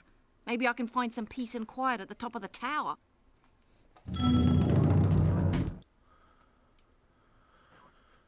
Alas, I have lost my love, guarded by evil Rhinox at the top of yonder tower. Can you rescue her for me?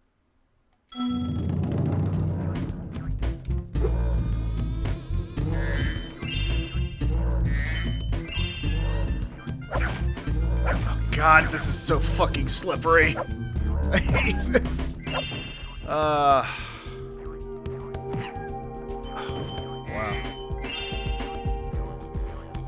Wow, this sucks.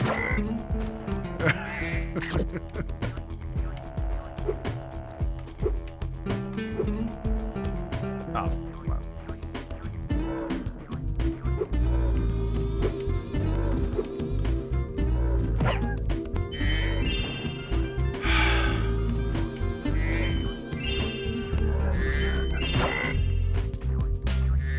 Alright.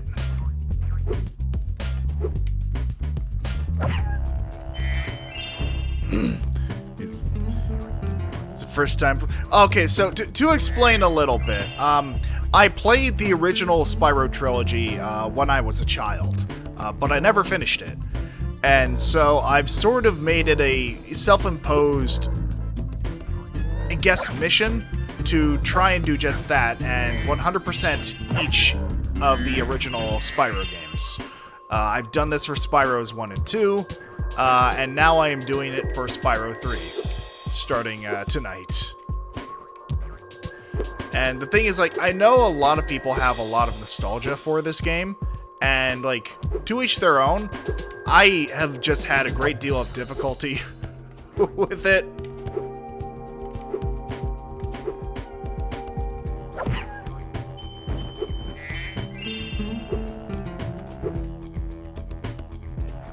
God damn it, I think I need to give myself some space. I admittedly forgot about the shorter double jump. Thank you, Koshet. Alright.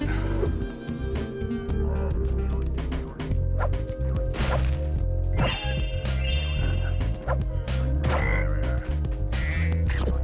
Bruh, look at this dude. But, yeah, I appreciate you, coming in for the first time. I am sorry that this is your first impression of me.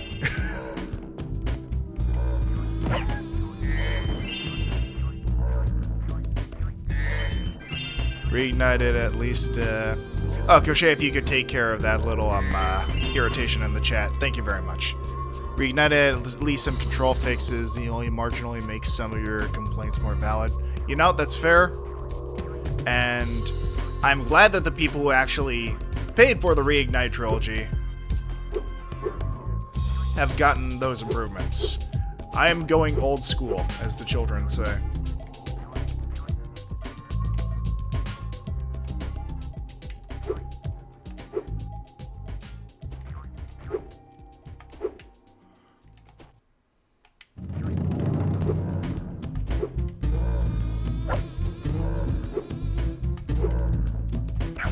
Ow. You fucker of mothers.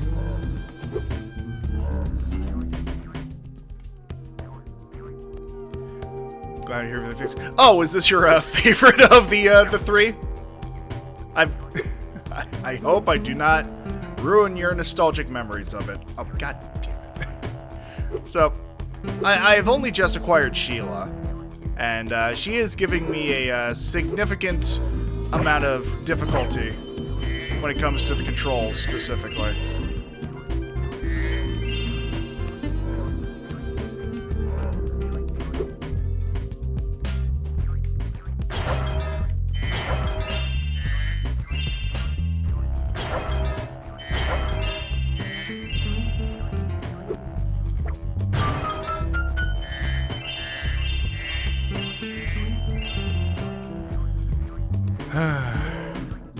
It's my favorite. I 117% this game over 100 times. I am... See, now I'm just nervous to ask how you 117% this game. But I suppose I will, in fact, find out in due time. Have I trapped myself? Okay.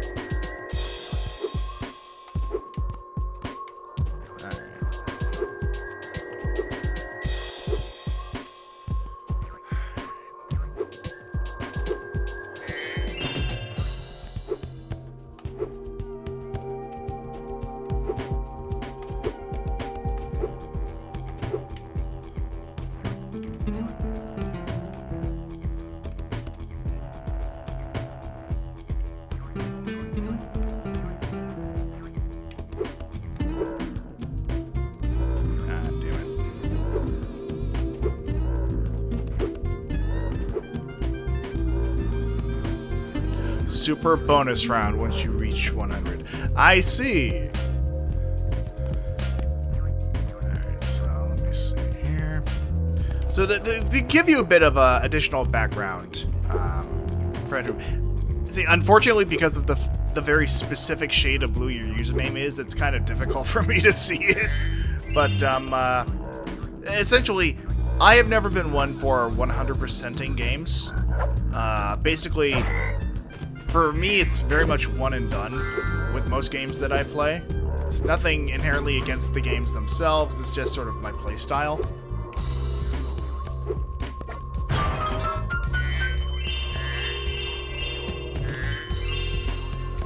So, this whole, like, finish a game from top to bottom. Sharkfin, okay, thank you.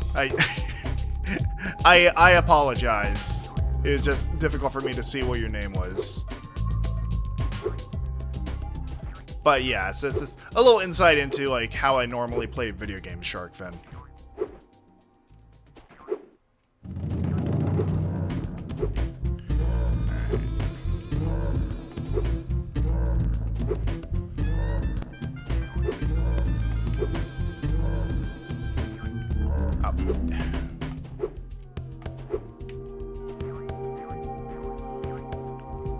Have I missed something here?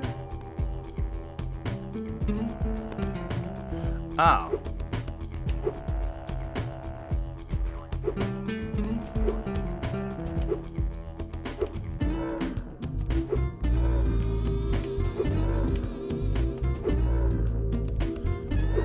So, something tells me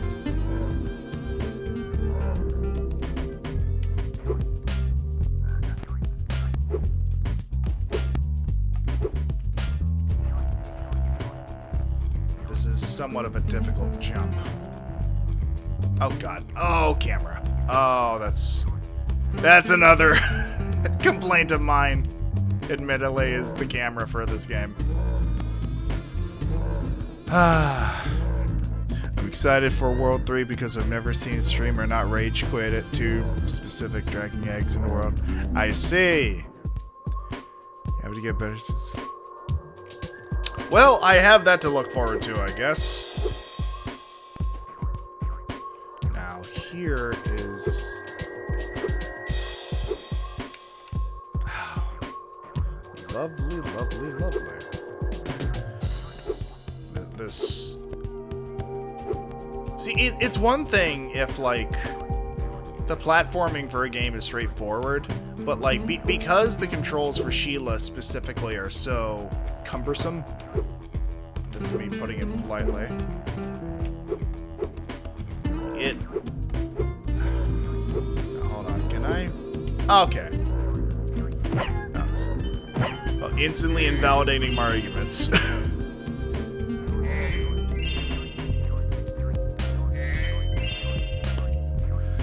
I mean, I still do not care for how Sheila controls. Oh, is it doing the thing? Yeah, no, it's doing the thing. Alright, so it's auto drifting. Joy of joys.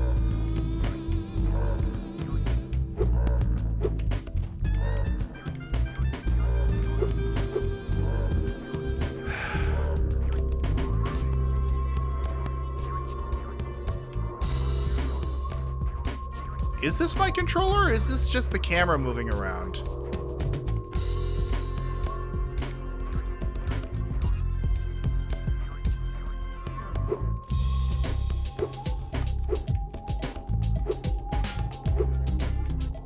Okay, no, I think this might be the game.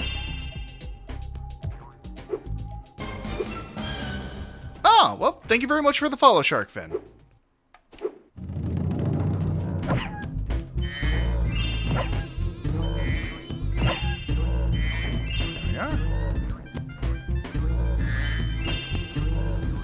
Alright.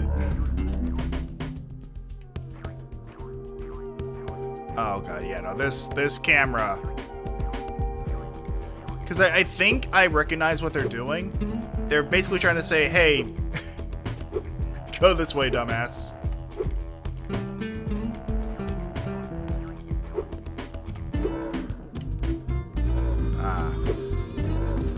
Oh, because how else do we convey that a character is femme-presenting other than to paint them pink?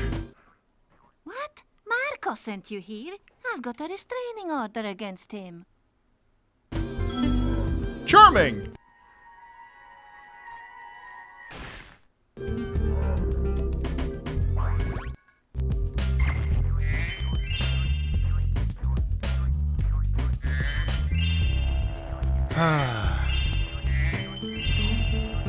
Alright. And with that, I believe we have completed this level. Okay. As his 100th follower, I'm going to redeem the voice for you. Oh god. Yes. So, yeah, I guess that you are technically my 100th follower. Well, as Koche said, this is cause for a celebration, I suppose.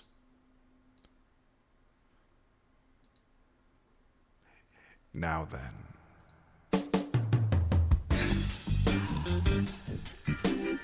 Thank you. Oh, so very, very much. For coming just for me. Dedicating yourself to me.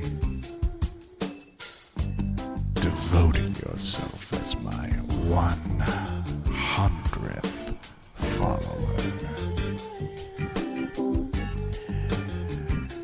Was it as good for you as it was for me?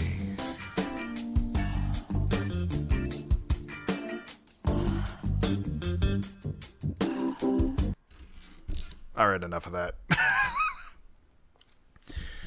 Ah, boy. I mean, you literally have no one to blame but yourself for that one, Koche. Alright. So now, I think with that, I can just exit area, and it should save everything.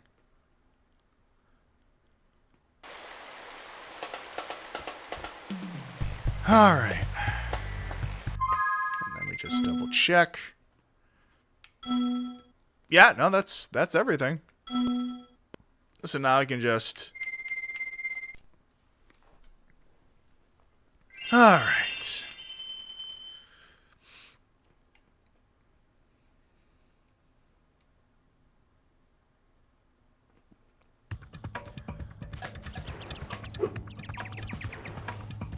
Yeah, because it's not, like, drifting anymore. So I think it was very much a specific thing involved with that level. What's wild is that that's tame compared to some of the streamers I watch. I mean, to each their own, honestly. Like, I know there's a lot of, like, not safe for work voice actors who have taken up VTubing as well. And I don't see myself dipping into that particular professional field. More power to the people who are comfortable doing that. It's just that it's sort of become an ongoing joke that because I can dip into the lower register, I've decided to make it a redeem. And Crochet is one of a number of people who are distinctly affected by that specific lower register.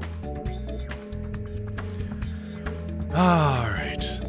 So, Cloud Spires. Okay. Not doing too bad on time. Like, we can see if we can't complete this level.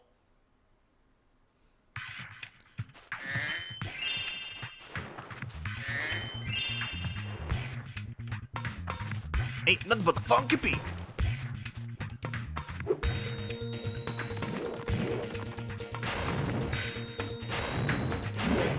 Okay.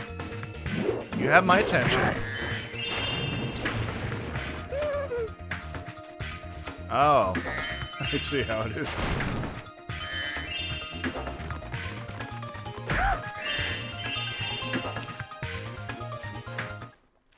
The Rhinox have shut down our cloud generator, and I'll never see a rainbow again.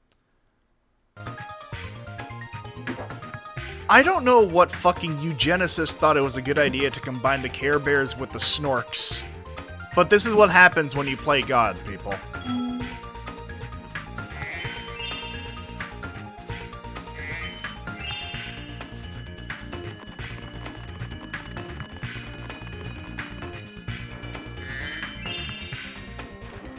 Alright, so... There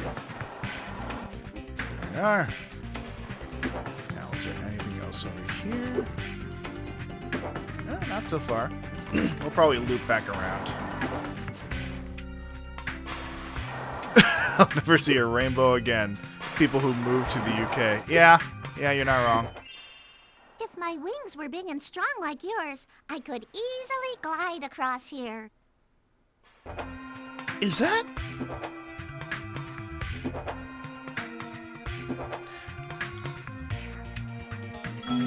I'm sorry, now...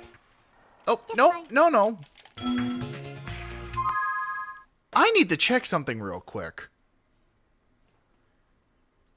Now, let me see here.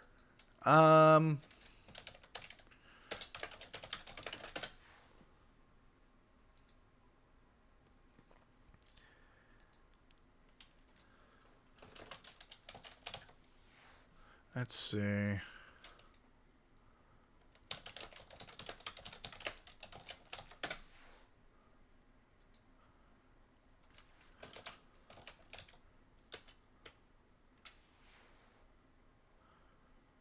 Looking, because that sounds like Laura Jill Miller.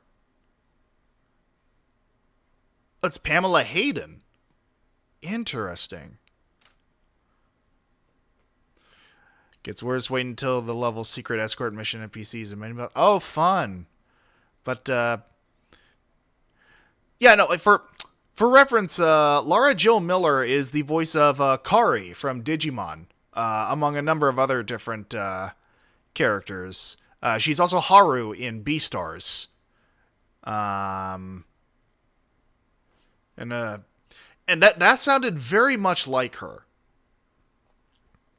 So that is Pamela Hayden, you said. What have you been... Fucking Millhouse. Okay.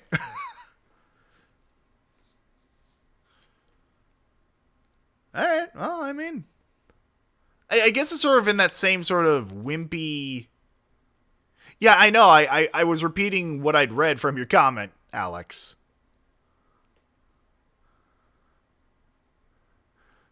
Damn, okay. Anyway...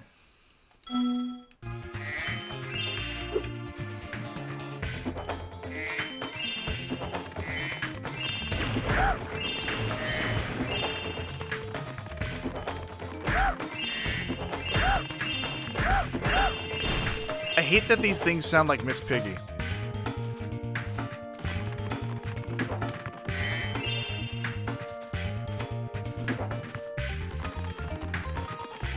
Was it not moi who decided to join the Valkyries? Apologies to anyone whose eardrums I just blew out.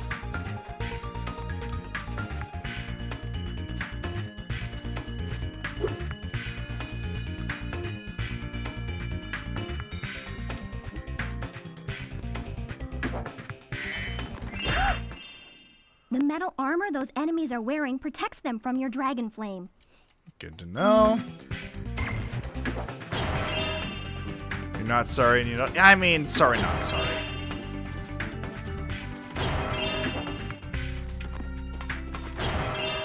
What's with the fucking bisexual lighting in this room?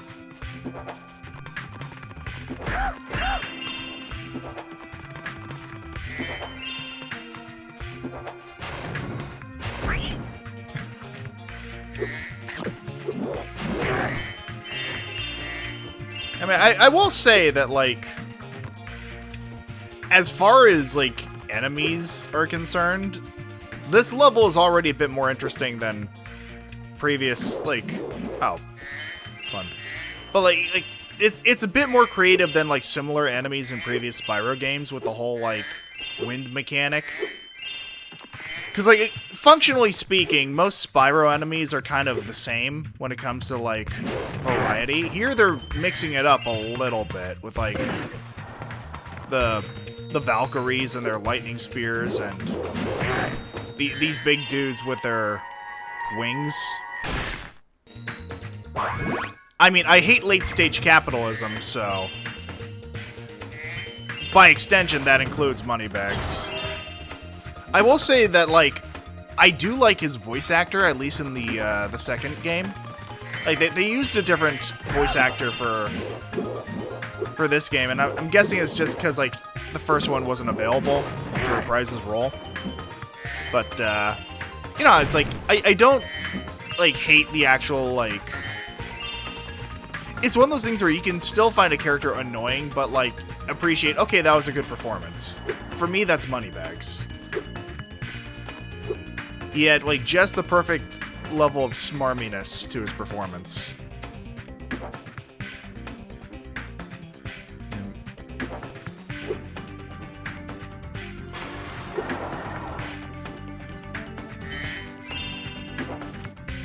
It'll make you very happy once you're broke.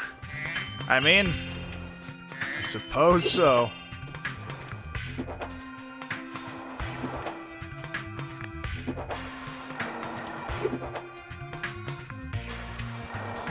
Oh, well, speak of the devil, and he shall appear. Well, well, if it isn't my favorite dragon. The sorceress has put me in charge of guarding these bellows. However, I suppose I might look the other way if I was distracted by counting gems. God, it's... You know what it is? This actor for Moneybags has the same cadence as, like, a dad character from a 1930s radio show. Like, alright kids, who's ready to brush their teeth? Yeah, that type of delivery.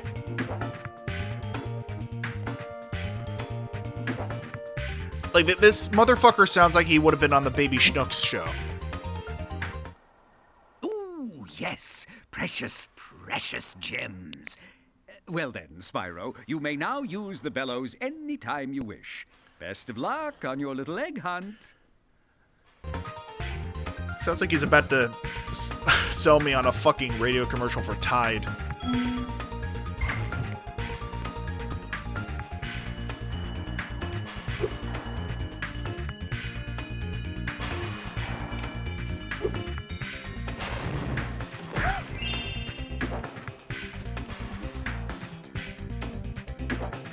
Tide's in, dirt's out. Tide gets clothes cleaner than any soap. Any soap? Yes, any soap. You can tell I listen to a lot of fucking, honestly, way too much fucking Red Skelton.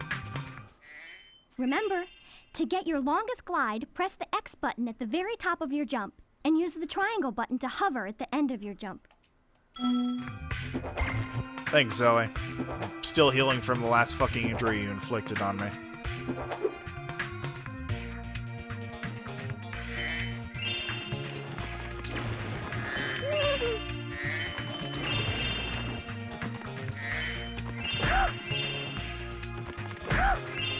It's fucking... I just realized what it is. It's not just, like... It's not just the Miss Piggy thing. Like, when they attack you, they sound like Tiny Tim. Not like, you know... Christmas Carol. It's more like, tiptoe through the tulips with me.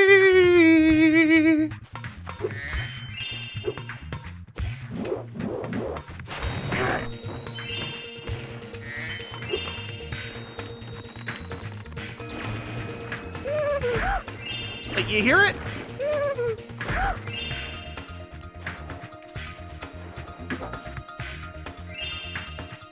Oh, God.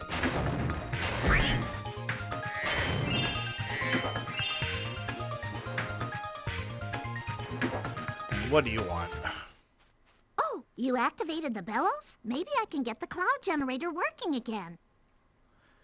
I don't like that this thing is looking directly into the camera.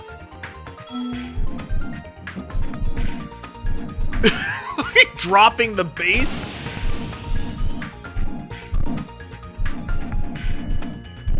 God, that's unpleasant. The Rhinox must have been using this thing to clog up the cloud generator.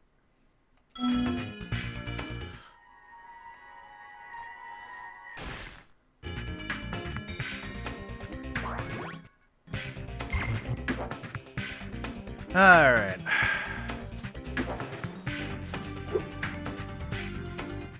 Oh, what the fuck? I did not consent to this. I'm going to hazard a guess that this is the Oh, you motherfucker!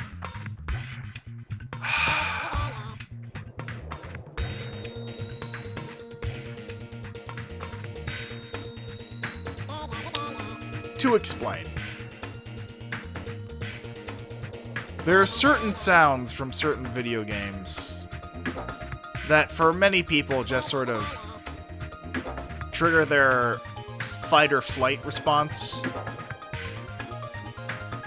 For many Pokemon fans, it's the sound of Cynthia's piano.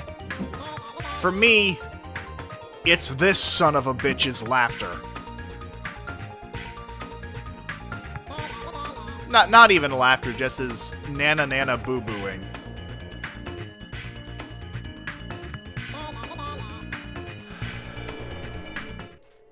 We usually wake up our rain cloud at the crack of dawn, but these mischievous spirits are stopping our bells from ringing. I want to do the volcano level right after this. You'll have lots of fun, promise. Can't be 100%ed and oh god. I mean, I will say this, Sharkfin, given the time, this might end up being the last level I 100% tonight. I mean, this is gonna be a staple of my Friday nights for quite some time, I'm sure. And I will get to the volcano, but, I mean, is the volcano in this Cloud Factory level? I mean, again, it has been far too long since I've even touched this game.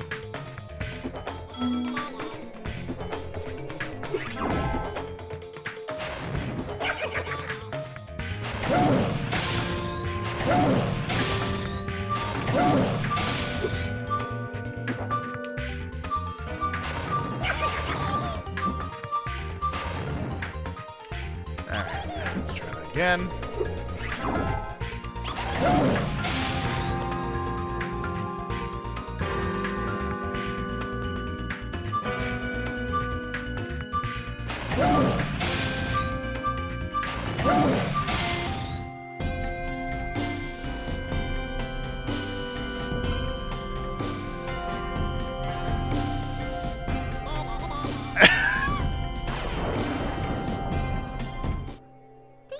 Doodad.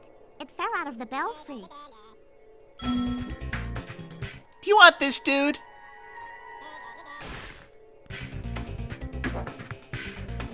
Damn. Jake the Platinum Dragon looking ass.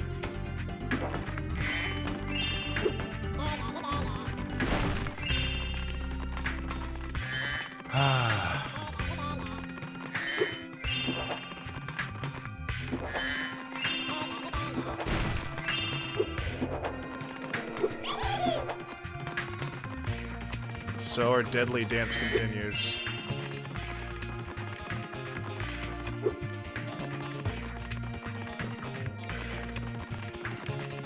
You son of a bitch.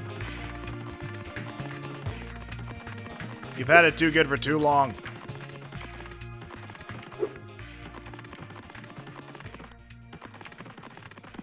There we go.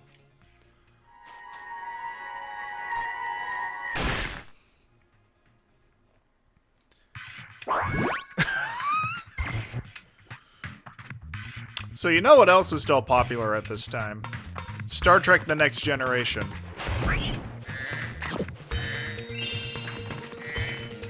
So why not throw in a fucking random Geordie LaForge reference while we're at it?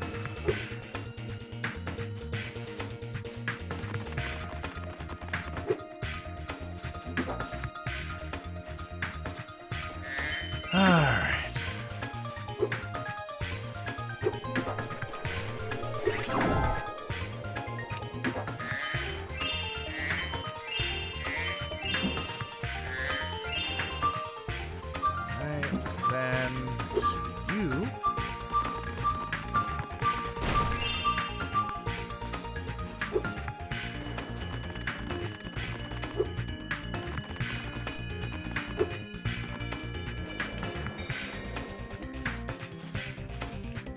See.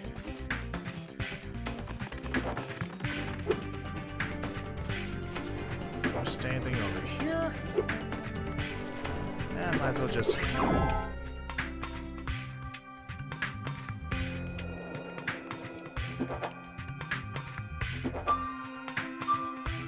think I got all the gems in here.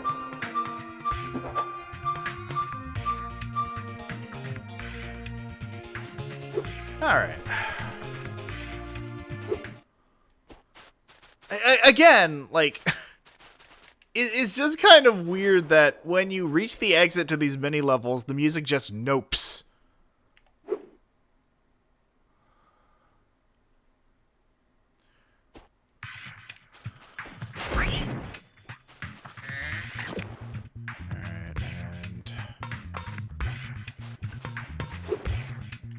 How in the fuck would I even begin to get up there?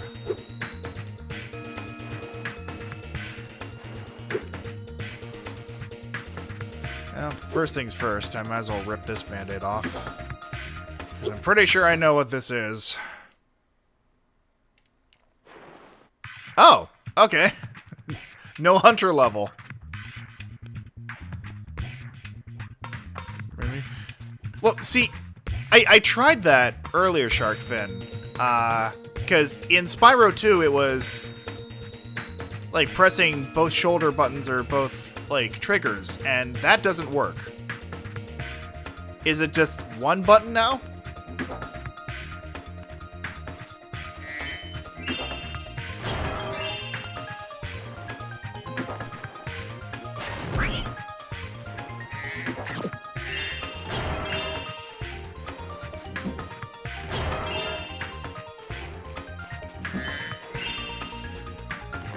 It's all the back buttons, triggers, and shoulder pads. Well,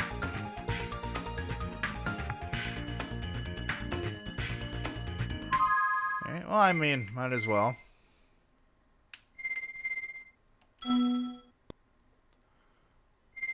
Save game, general.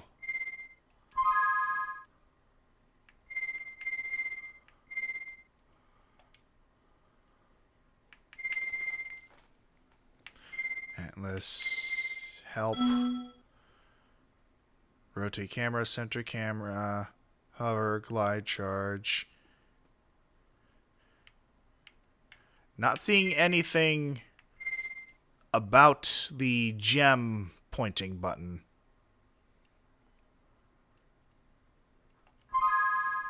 I think the atlas mainly just shows me where I need, like, what I have left to collect.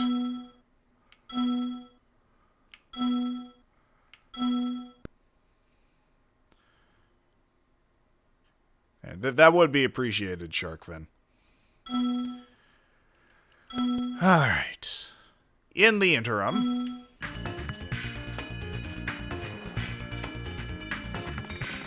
maybe lockable now that... Oh, good!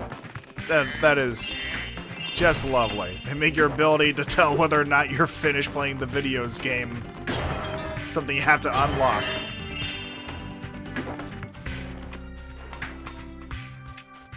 That's...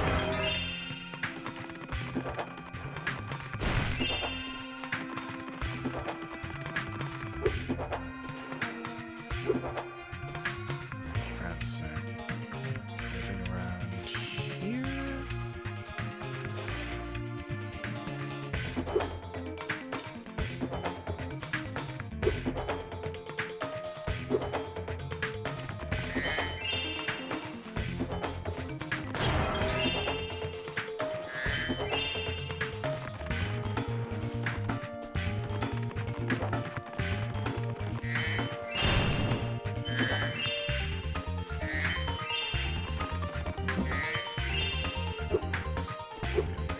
Here.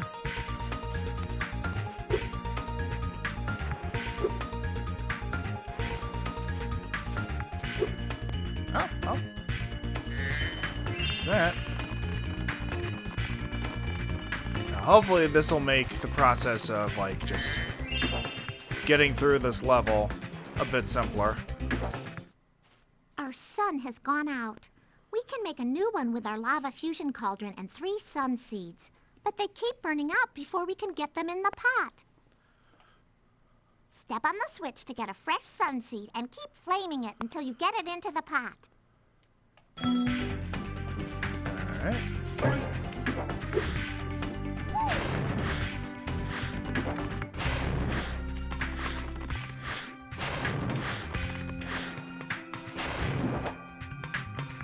Alright.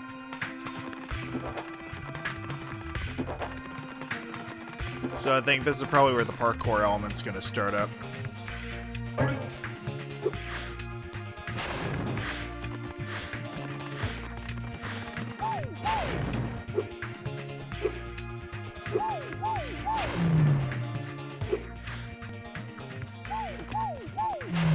There we are. Alright. Unlock World 3, return World 1, complete Spark Shooter level at extend distance. That is... Oh boy, that is a convoluted method by which to acquire a basic game mechanic. I'm saying this not in critique of you, to clarify, Sharkfin. Just of the game. And the design choices.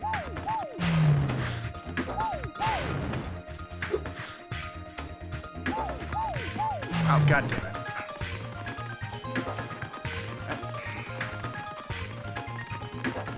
But you know, when you make something that basic, that difficult to acquire, it's like, what even is the point? It's like artificial padding.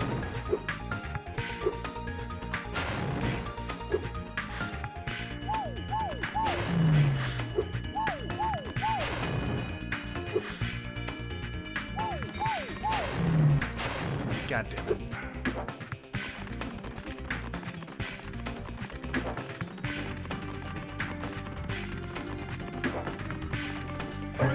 So yeah, no, just lick the honeysuckle, tickle the goblin's balls, but you have to use it with the toothbrush that you got from the March Hare.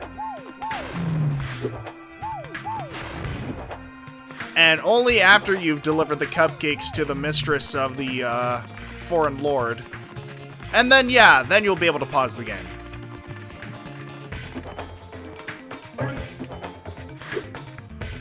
I mean, to be fair, that does sound like your basic, like, 90s point-and-click adventure game.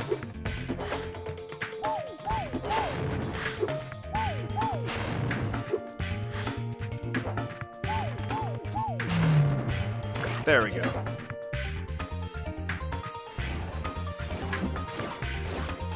They did that because it made certain dragon eggs way too easy early on. You know, I would actually kind of hope. Now that's what I call a sun. Here, you can have this last sun seed as a souvenir. I think it might be a dud, though. I feel like that's very From Software-esque thinking, where it's like, oh, this part of the game that's in the very beginning is too easy. We need to make it unnecessarily difficult. The early part of the game is too easy. And this is why I will never play a fucking From Software game. From Software... You say that, Koshe, but that sounds like something that I would fully fucking expect to find in, like, Bloodborne 2. Electric Boogaloo.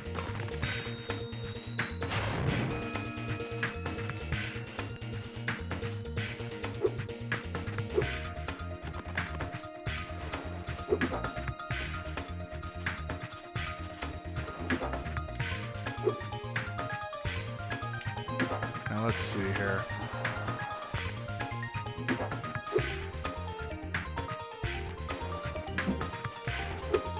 Oh, well, this is open now.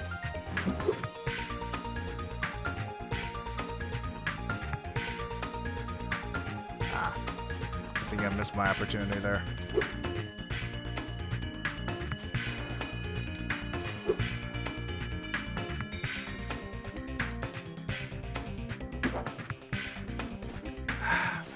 Damn.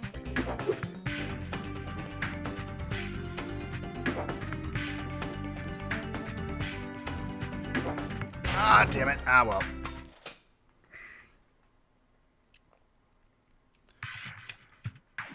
You can literally just make yourself an overpowered freak.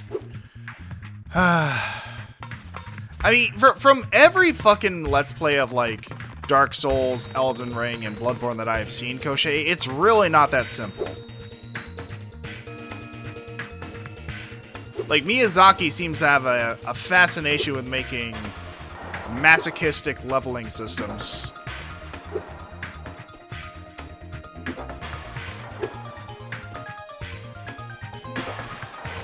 Oh, hey. I just noticed that there's some stuff over here I missed.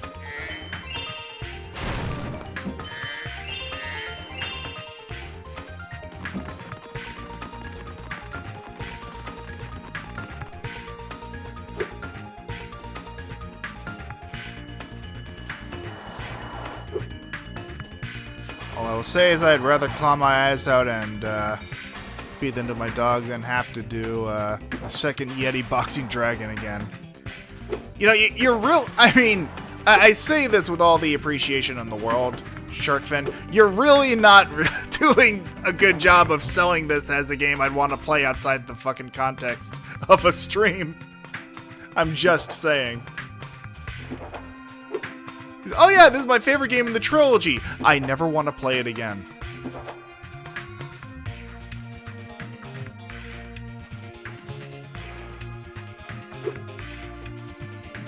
Hot take Souls likes it. I mean, the thing is, like, I feel like that's sort of like one of those very subjective things where, like, they're not exactly my first pick when it comes to video gaming either. I'm very basic in that, like, I prefer things like 2D platformers and, like, rail shooters and things that feel like you would easily find them in, like, an 80s or 90s arcade. Like, if it's not something like that, chances are I'm probably not going to play it in my own free time.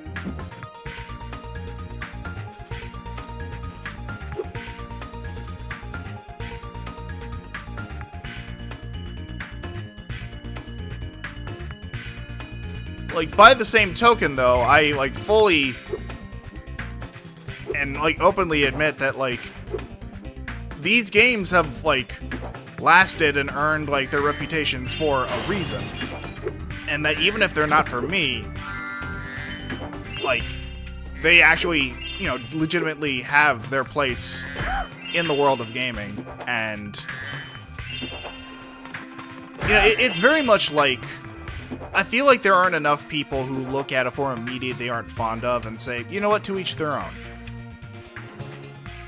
And to clarify, this is not me accusing you of that shark fin, but just one of those, like, I feel like there should be more people who see a type of game or a type of movie and say, instead of just going, this is stupid, it shouldn't exist, say, this isn't for me, but I'm glad there are people out there who can enjoy it. Oh, god damn it.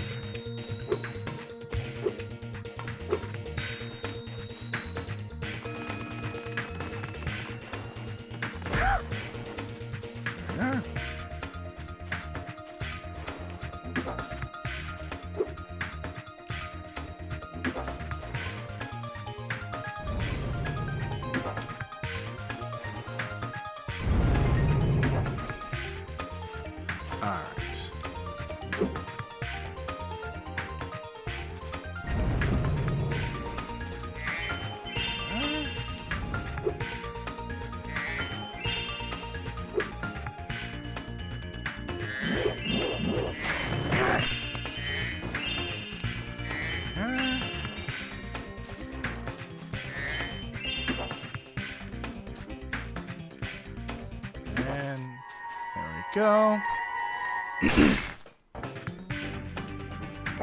Hey, good on you, Claire.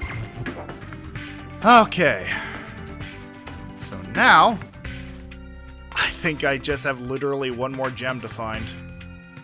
Oh god, I just have one more gem to find. That's actually... Oh god.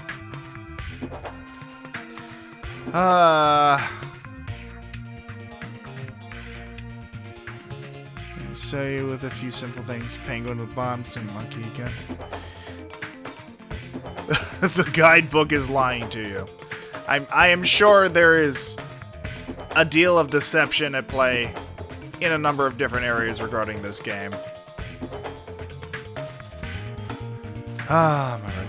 So, even just... Is it just like one more gem I'm missing? Yeah, I think I literally just need to find one of those green gems. Oh, god damn it. Because the issue now is that, like, okay, a single gem out of these massive fucking maps. What the fuck did I miss?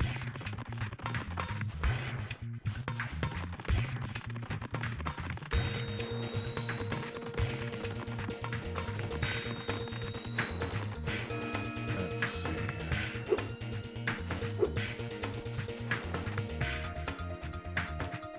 Yeah, no, just... I am not getting Sparks to tell me where this last gem is.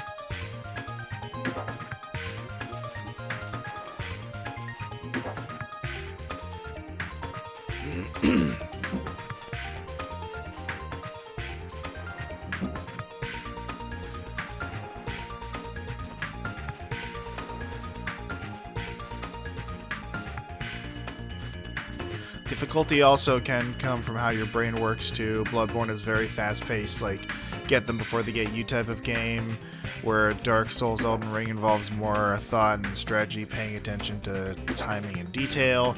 Bloodborne was a lot easier for me to get through compared to Elden Ring because me no think me smack monster. And again, that's absolutely valid. Like, Cochet raises like a very important point when it comes to gaming, especially like gaming that sort of has become famous / infamous for difficulty curves, and that is the fact that the human brain is wired very weird, and it is wired very differently for each individual person, and just your brain chemistry as a whole can massively affect the way you see things like specific game mechanics or increases in difficulty. Things like that. And I can speak from a little bit of experience in this field in that I have a master's in behavioral neuroscience. And there's this thing called neuroplasticity. Neuroplasticity roughly relates to the degree to which your brain rewires itself when it takes in new information. So just a little neuroscience lesson here. Most people are aware of the fact that our brain is made up of a bunch of cells called neurons. They're highly specialized to essentially send out electrochemical signals. The thing about those neurons, they are constantly like breaking connections and forming new connections as they take in new information. And the degree to which your brain can do this, the flexibility with which it can take in new information and sort of learn new things and break habits, that is called neuroplasticity. And that neuroplasticity varies very greatly from person to person. And it is such a complex subject within the field of neuroscience that many neuroscientists have actually taken it upon themselves to try and map the sheer number of synaptic connections that happen within a person's mind over the course of their entire life. Such a map is largely theoretical, but it is referred to as a connectome, and it basically refers to just how many connections were formed or broken in the central nervous system over the course of a single individual's life. The thing is, the structure of the brain is so complex that the number of those connections over the course of a single person's life outnumber the stars in the known universe. So even beginning to fully map a connectome for an adult human being is nigh impossible by current technological means. And even if it were not, it can only be currently done posthumously. And how it is achieved is that sliver by sliver, slice by slice, people will break down the tissue of a brain and examine it to try and guesstimate the rough number of synaptic connections that have been formed and broken. Thus far, the only connectome we've been able to fully form, if memory serves, is that of a fucking fruit fly. Or some kind of fly. Attempts have been made to do it with a vertebrate animal like a mouse, but we're still working on that shit.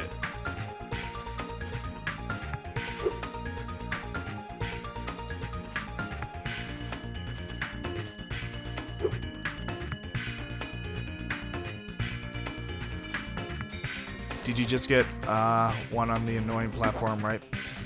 You know, it's hard to tell. I think...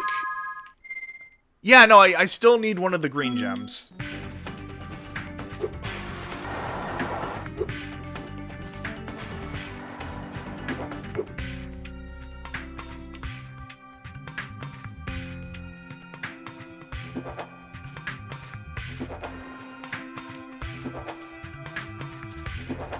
Oh my god.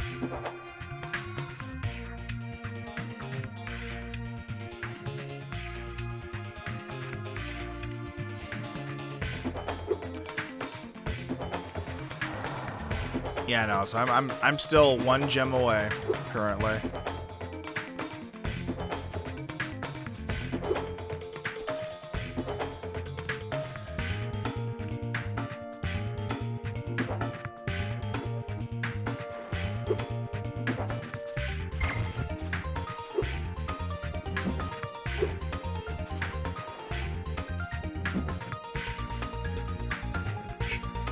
Trying to see if I have in fact missed something.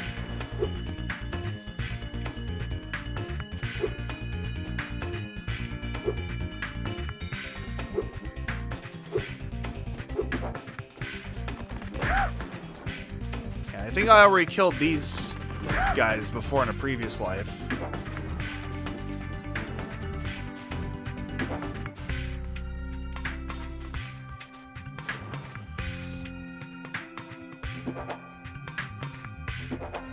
You got to clock out early? Alright, well thank you for joining for as long as you did, Koshe. I appreciate you.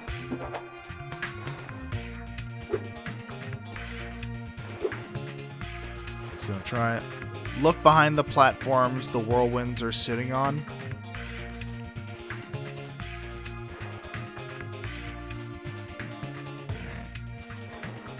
So which whirlwind specifically, Sharkfin?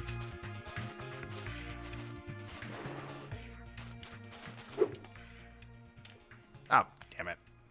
Well, that'll get me back a little bit anyway.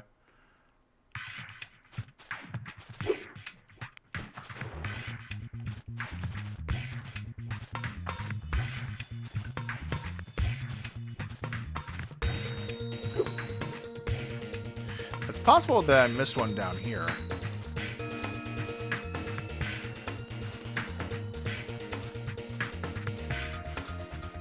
Snackies are in the fridge. I will do my damnedest, Koshak. Alright.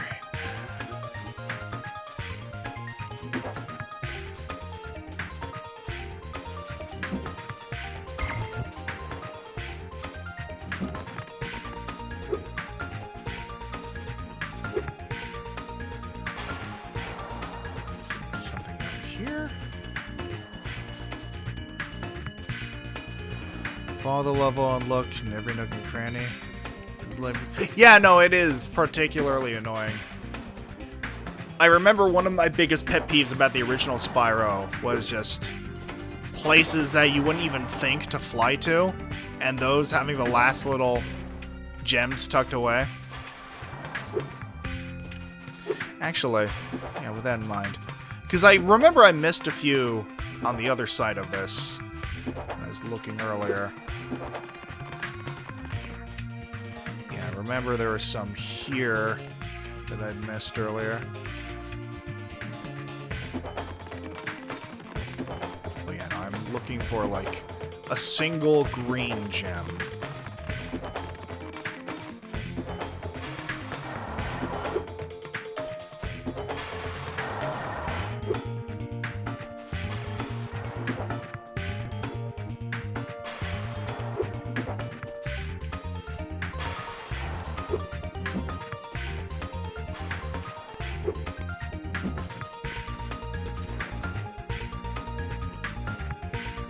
Ah, my word.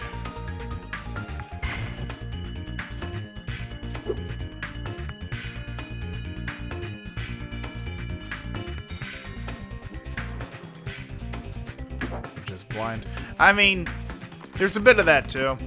Like, when everything is happening so much, it is easy to get distracted and lose sight of minute details.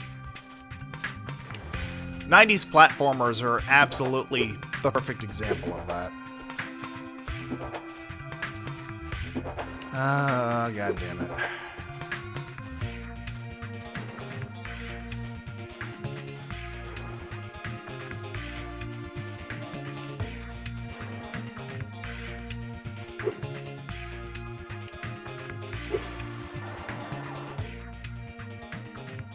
Let's see. I remember first thing when I got to this level, I checked around here.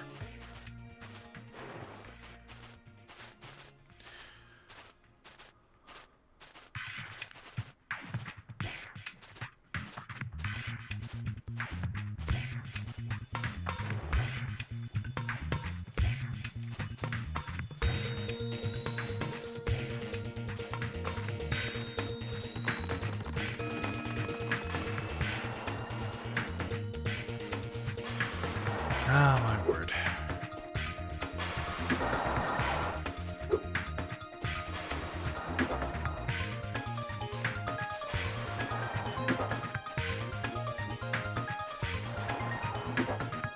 Did the gem fall into the void? I mean, I would like to think that they wouldn't soft lock the completion that way, but that's also me giving the game a bit more credit than I think it deserves, quite frankly.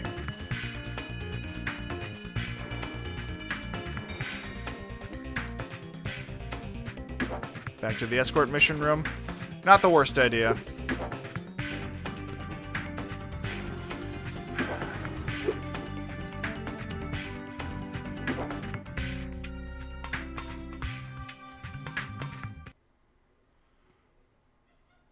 Now let's see here.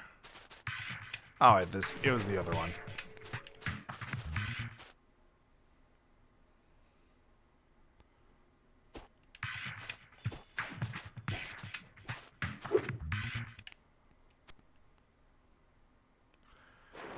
Alright.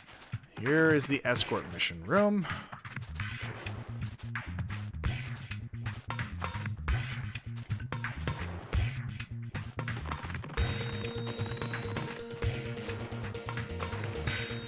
Yeah, I might end up looking up a walkthrough if I'm just having too much difficulty.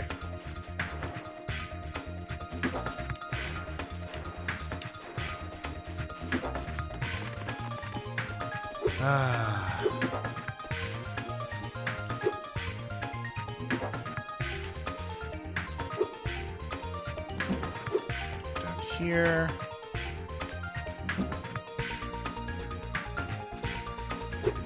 Wonder if there's a gem in there.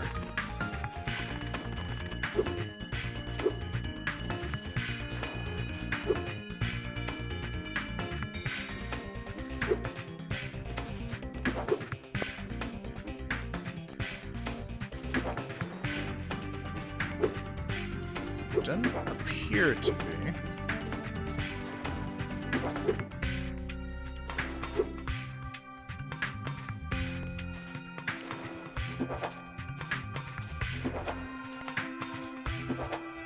Ah, my word.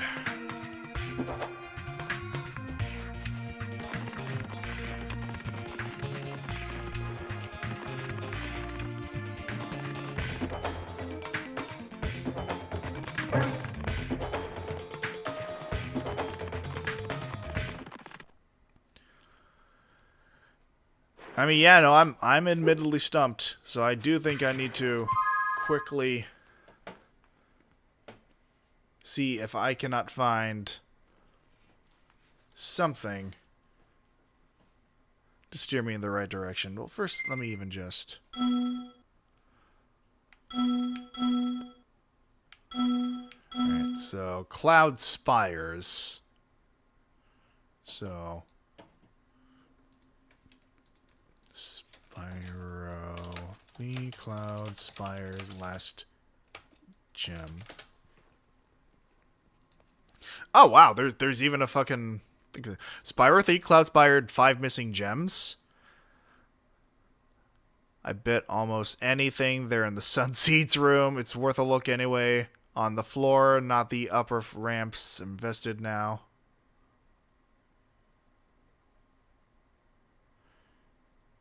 Right.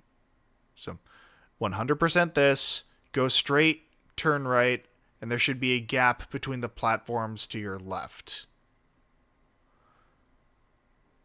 Do you want to use cheat codes? Ideally, I would like to avoid using cheat codes, Sharkfin. Alright, so I'm going to go back to the Sunseeds room. Alright, so according to this, go straight, turn right, and there should be a gap between the platforms to your left. So go straight, turn right, gap between the platforms to the left. No? I mean, it's good to know that it was a common enough issue.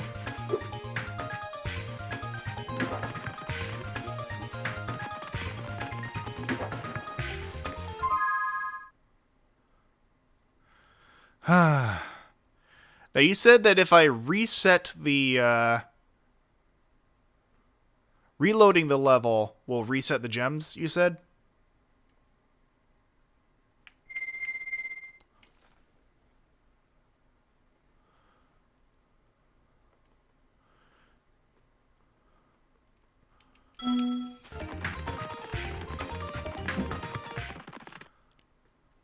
I might just... Resets all enemies so gems fall. Ah, yeah, true. So, I mean... Yeah, I mean, the exit's right here, so I can just pop out. And then I can hop back in, and hopefully...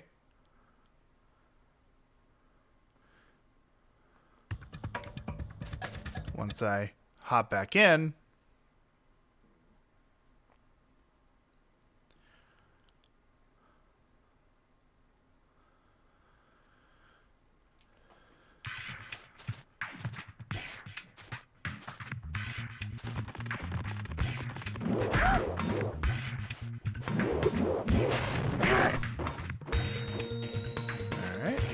not those two.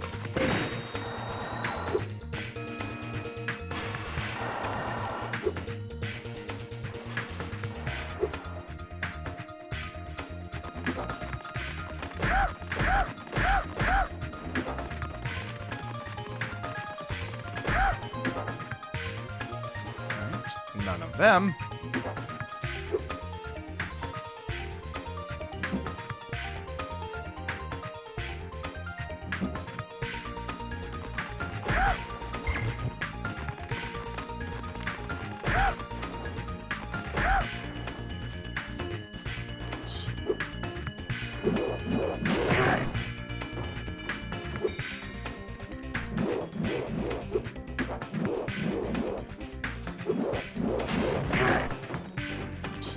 Are.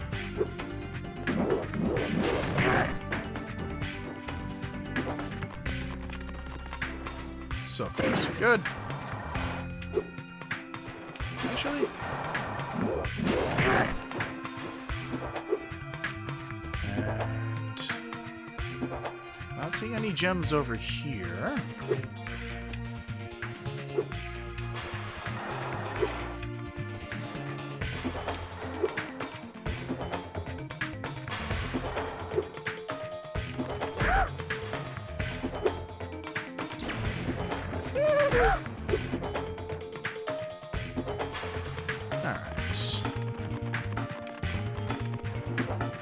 The gem is trolling. I mean, out of all the explanations, I would not be surprised by that one.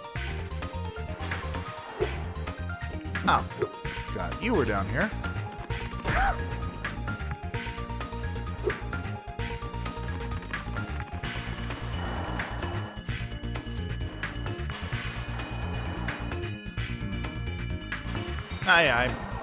Well, I'm here, actually.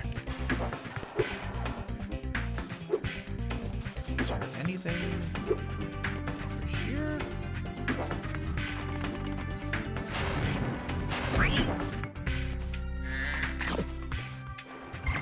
Don't see any gems in here.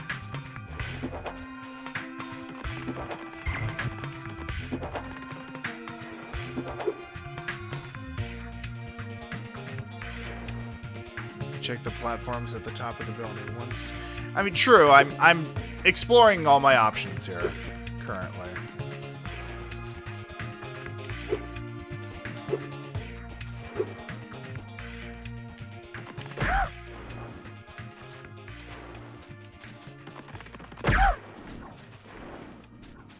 So there's neither of those.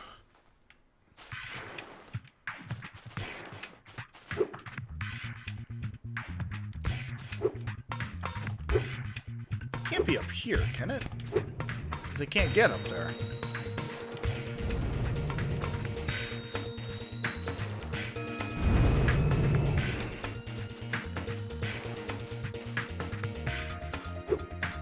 Oh, God. Ah.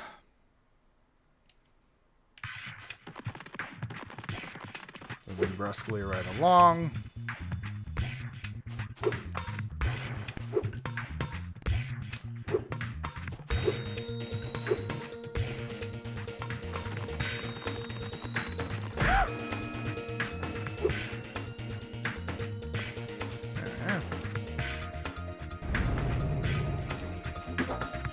Tragic is one word for it.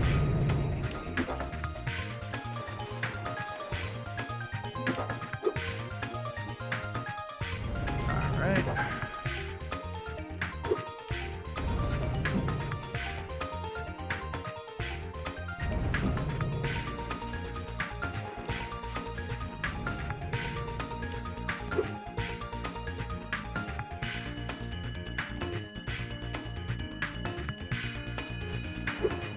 Yeah, no, I cannot get up there.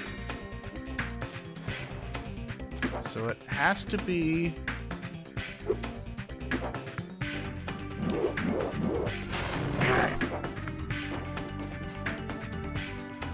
I'll get back to you.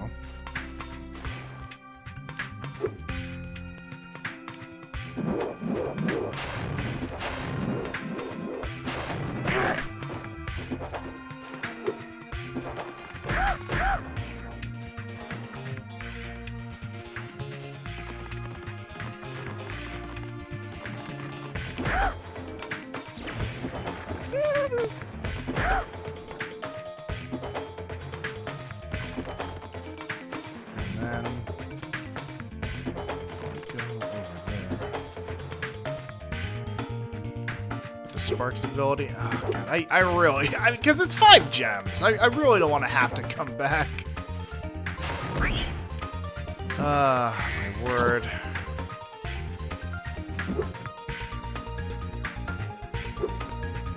Is my progress really getting stopped by 5 gems?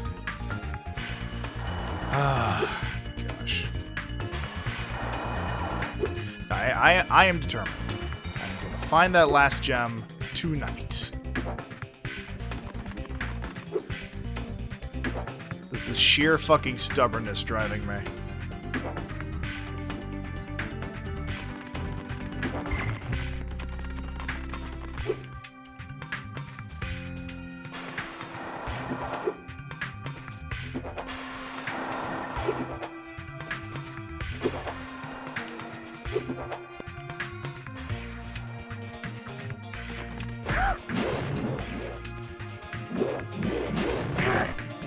Are.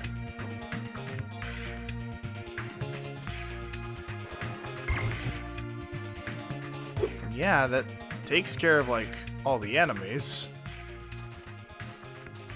Save for the 2 extra stages.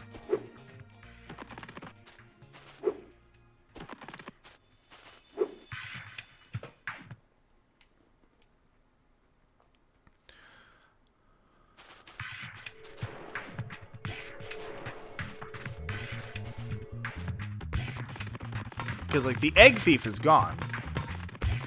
Because I have the egg. Bell stage under the bells? It's possible.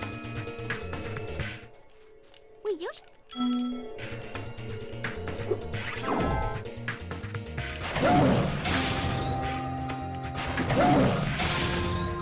damn it.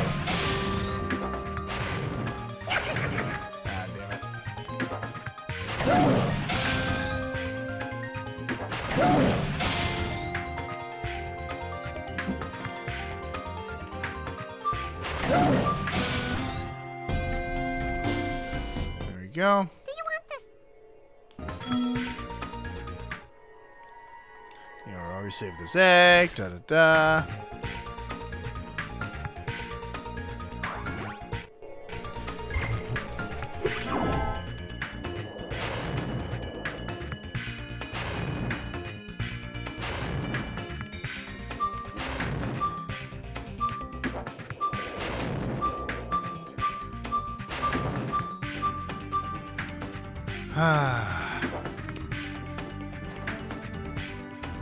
I think I collected all of the gems around the border here.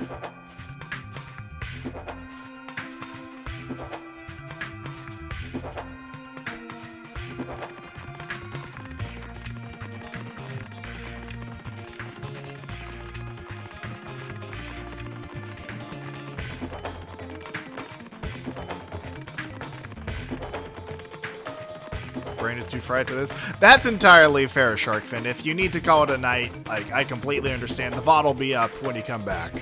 But I do appreciate you dropping by, and for the follow. Genuinely, it is very much appreciated.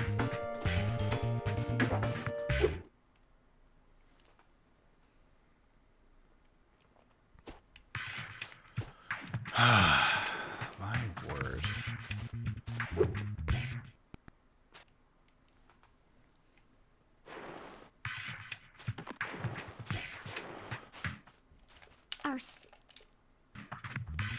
Check around the exit, the bell sub area. I'll give it another look after this. Again, I'm mainly just covering my bases at this point.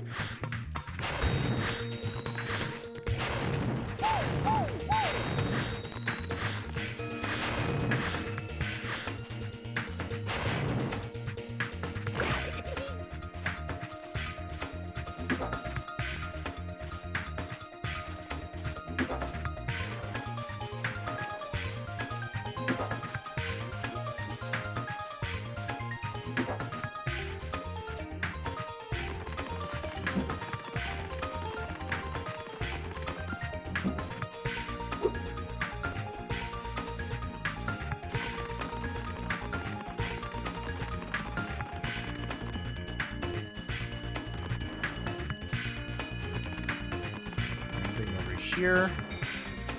Doesn't look it.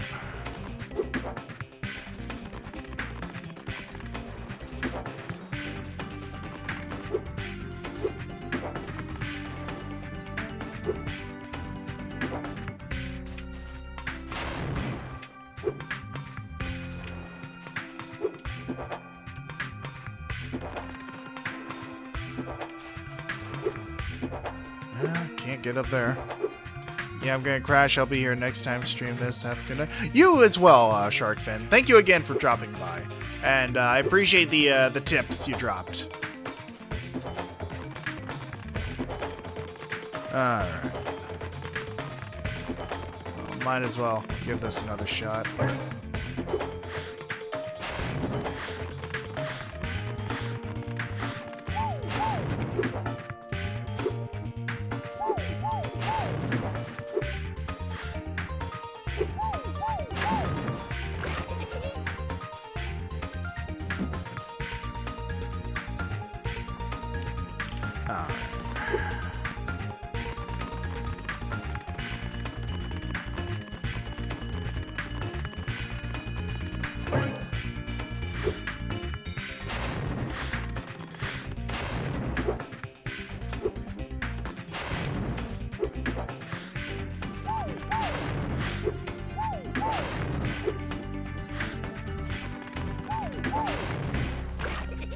Go. Da da.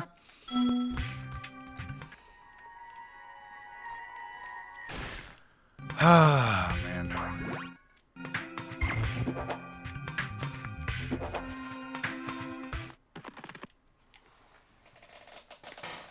Yeah, no, I'm... Again, I am just genuinely stumped as to where this final fucking gem could be. Because it is specifically from this world.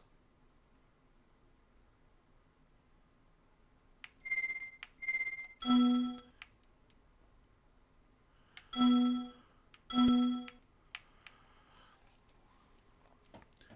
me even check.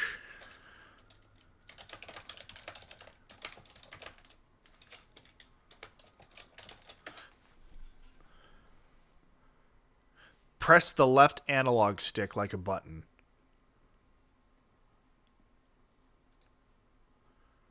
So I just looked up, and if that's true...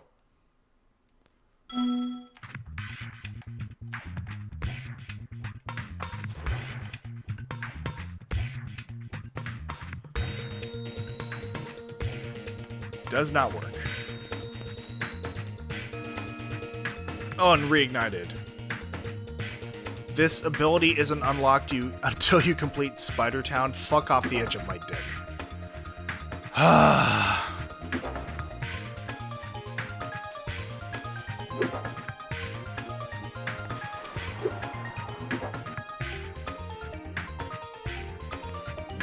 So yeah, no, I am just locked.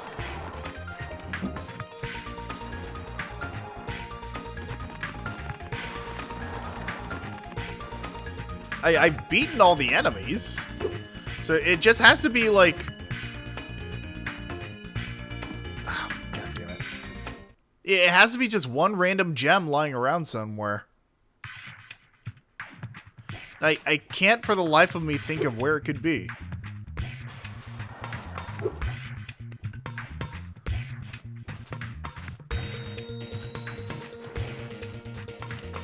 Wait a minute. Are you fucking...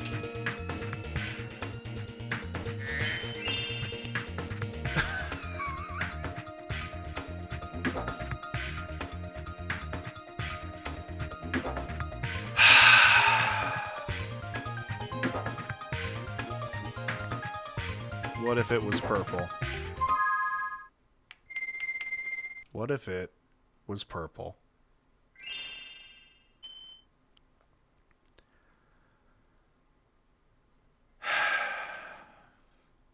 You know, out of all the ways to fucking pad the stream,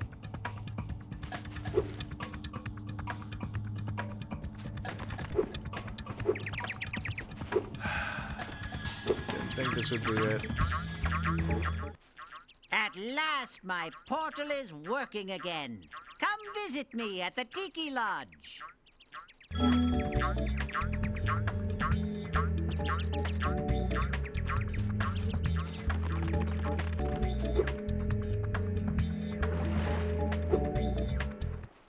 Yay! My portal is working! I'll see you at the beach! Okay.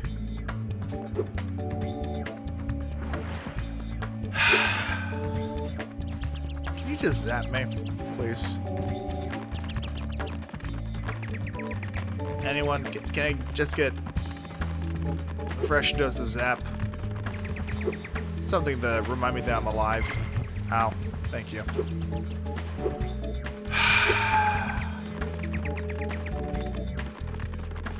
So I guess I will just drop myself off here.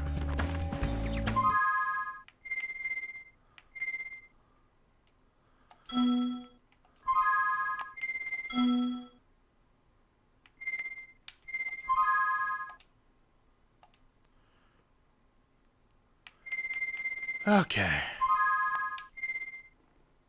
And with that, our hero takes a rest. Yeah, no shit.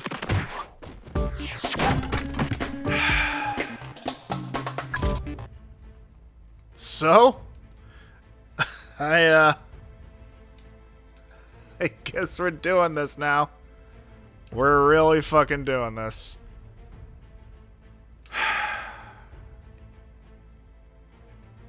I mean, it could have been worse. He instantly said before it immediately got worse. We have a solid start. I have my 100th follower. All in all, successful night.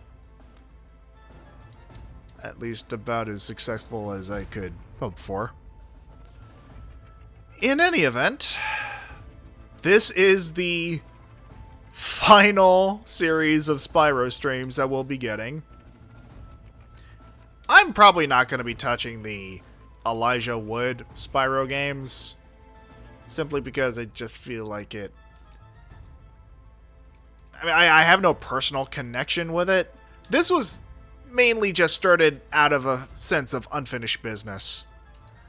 And that will be my sole motivation towards getting through the rest of this game. Spite! It does a body good. Until it doesn't.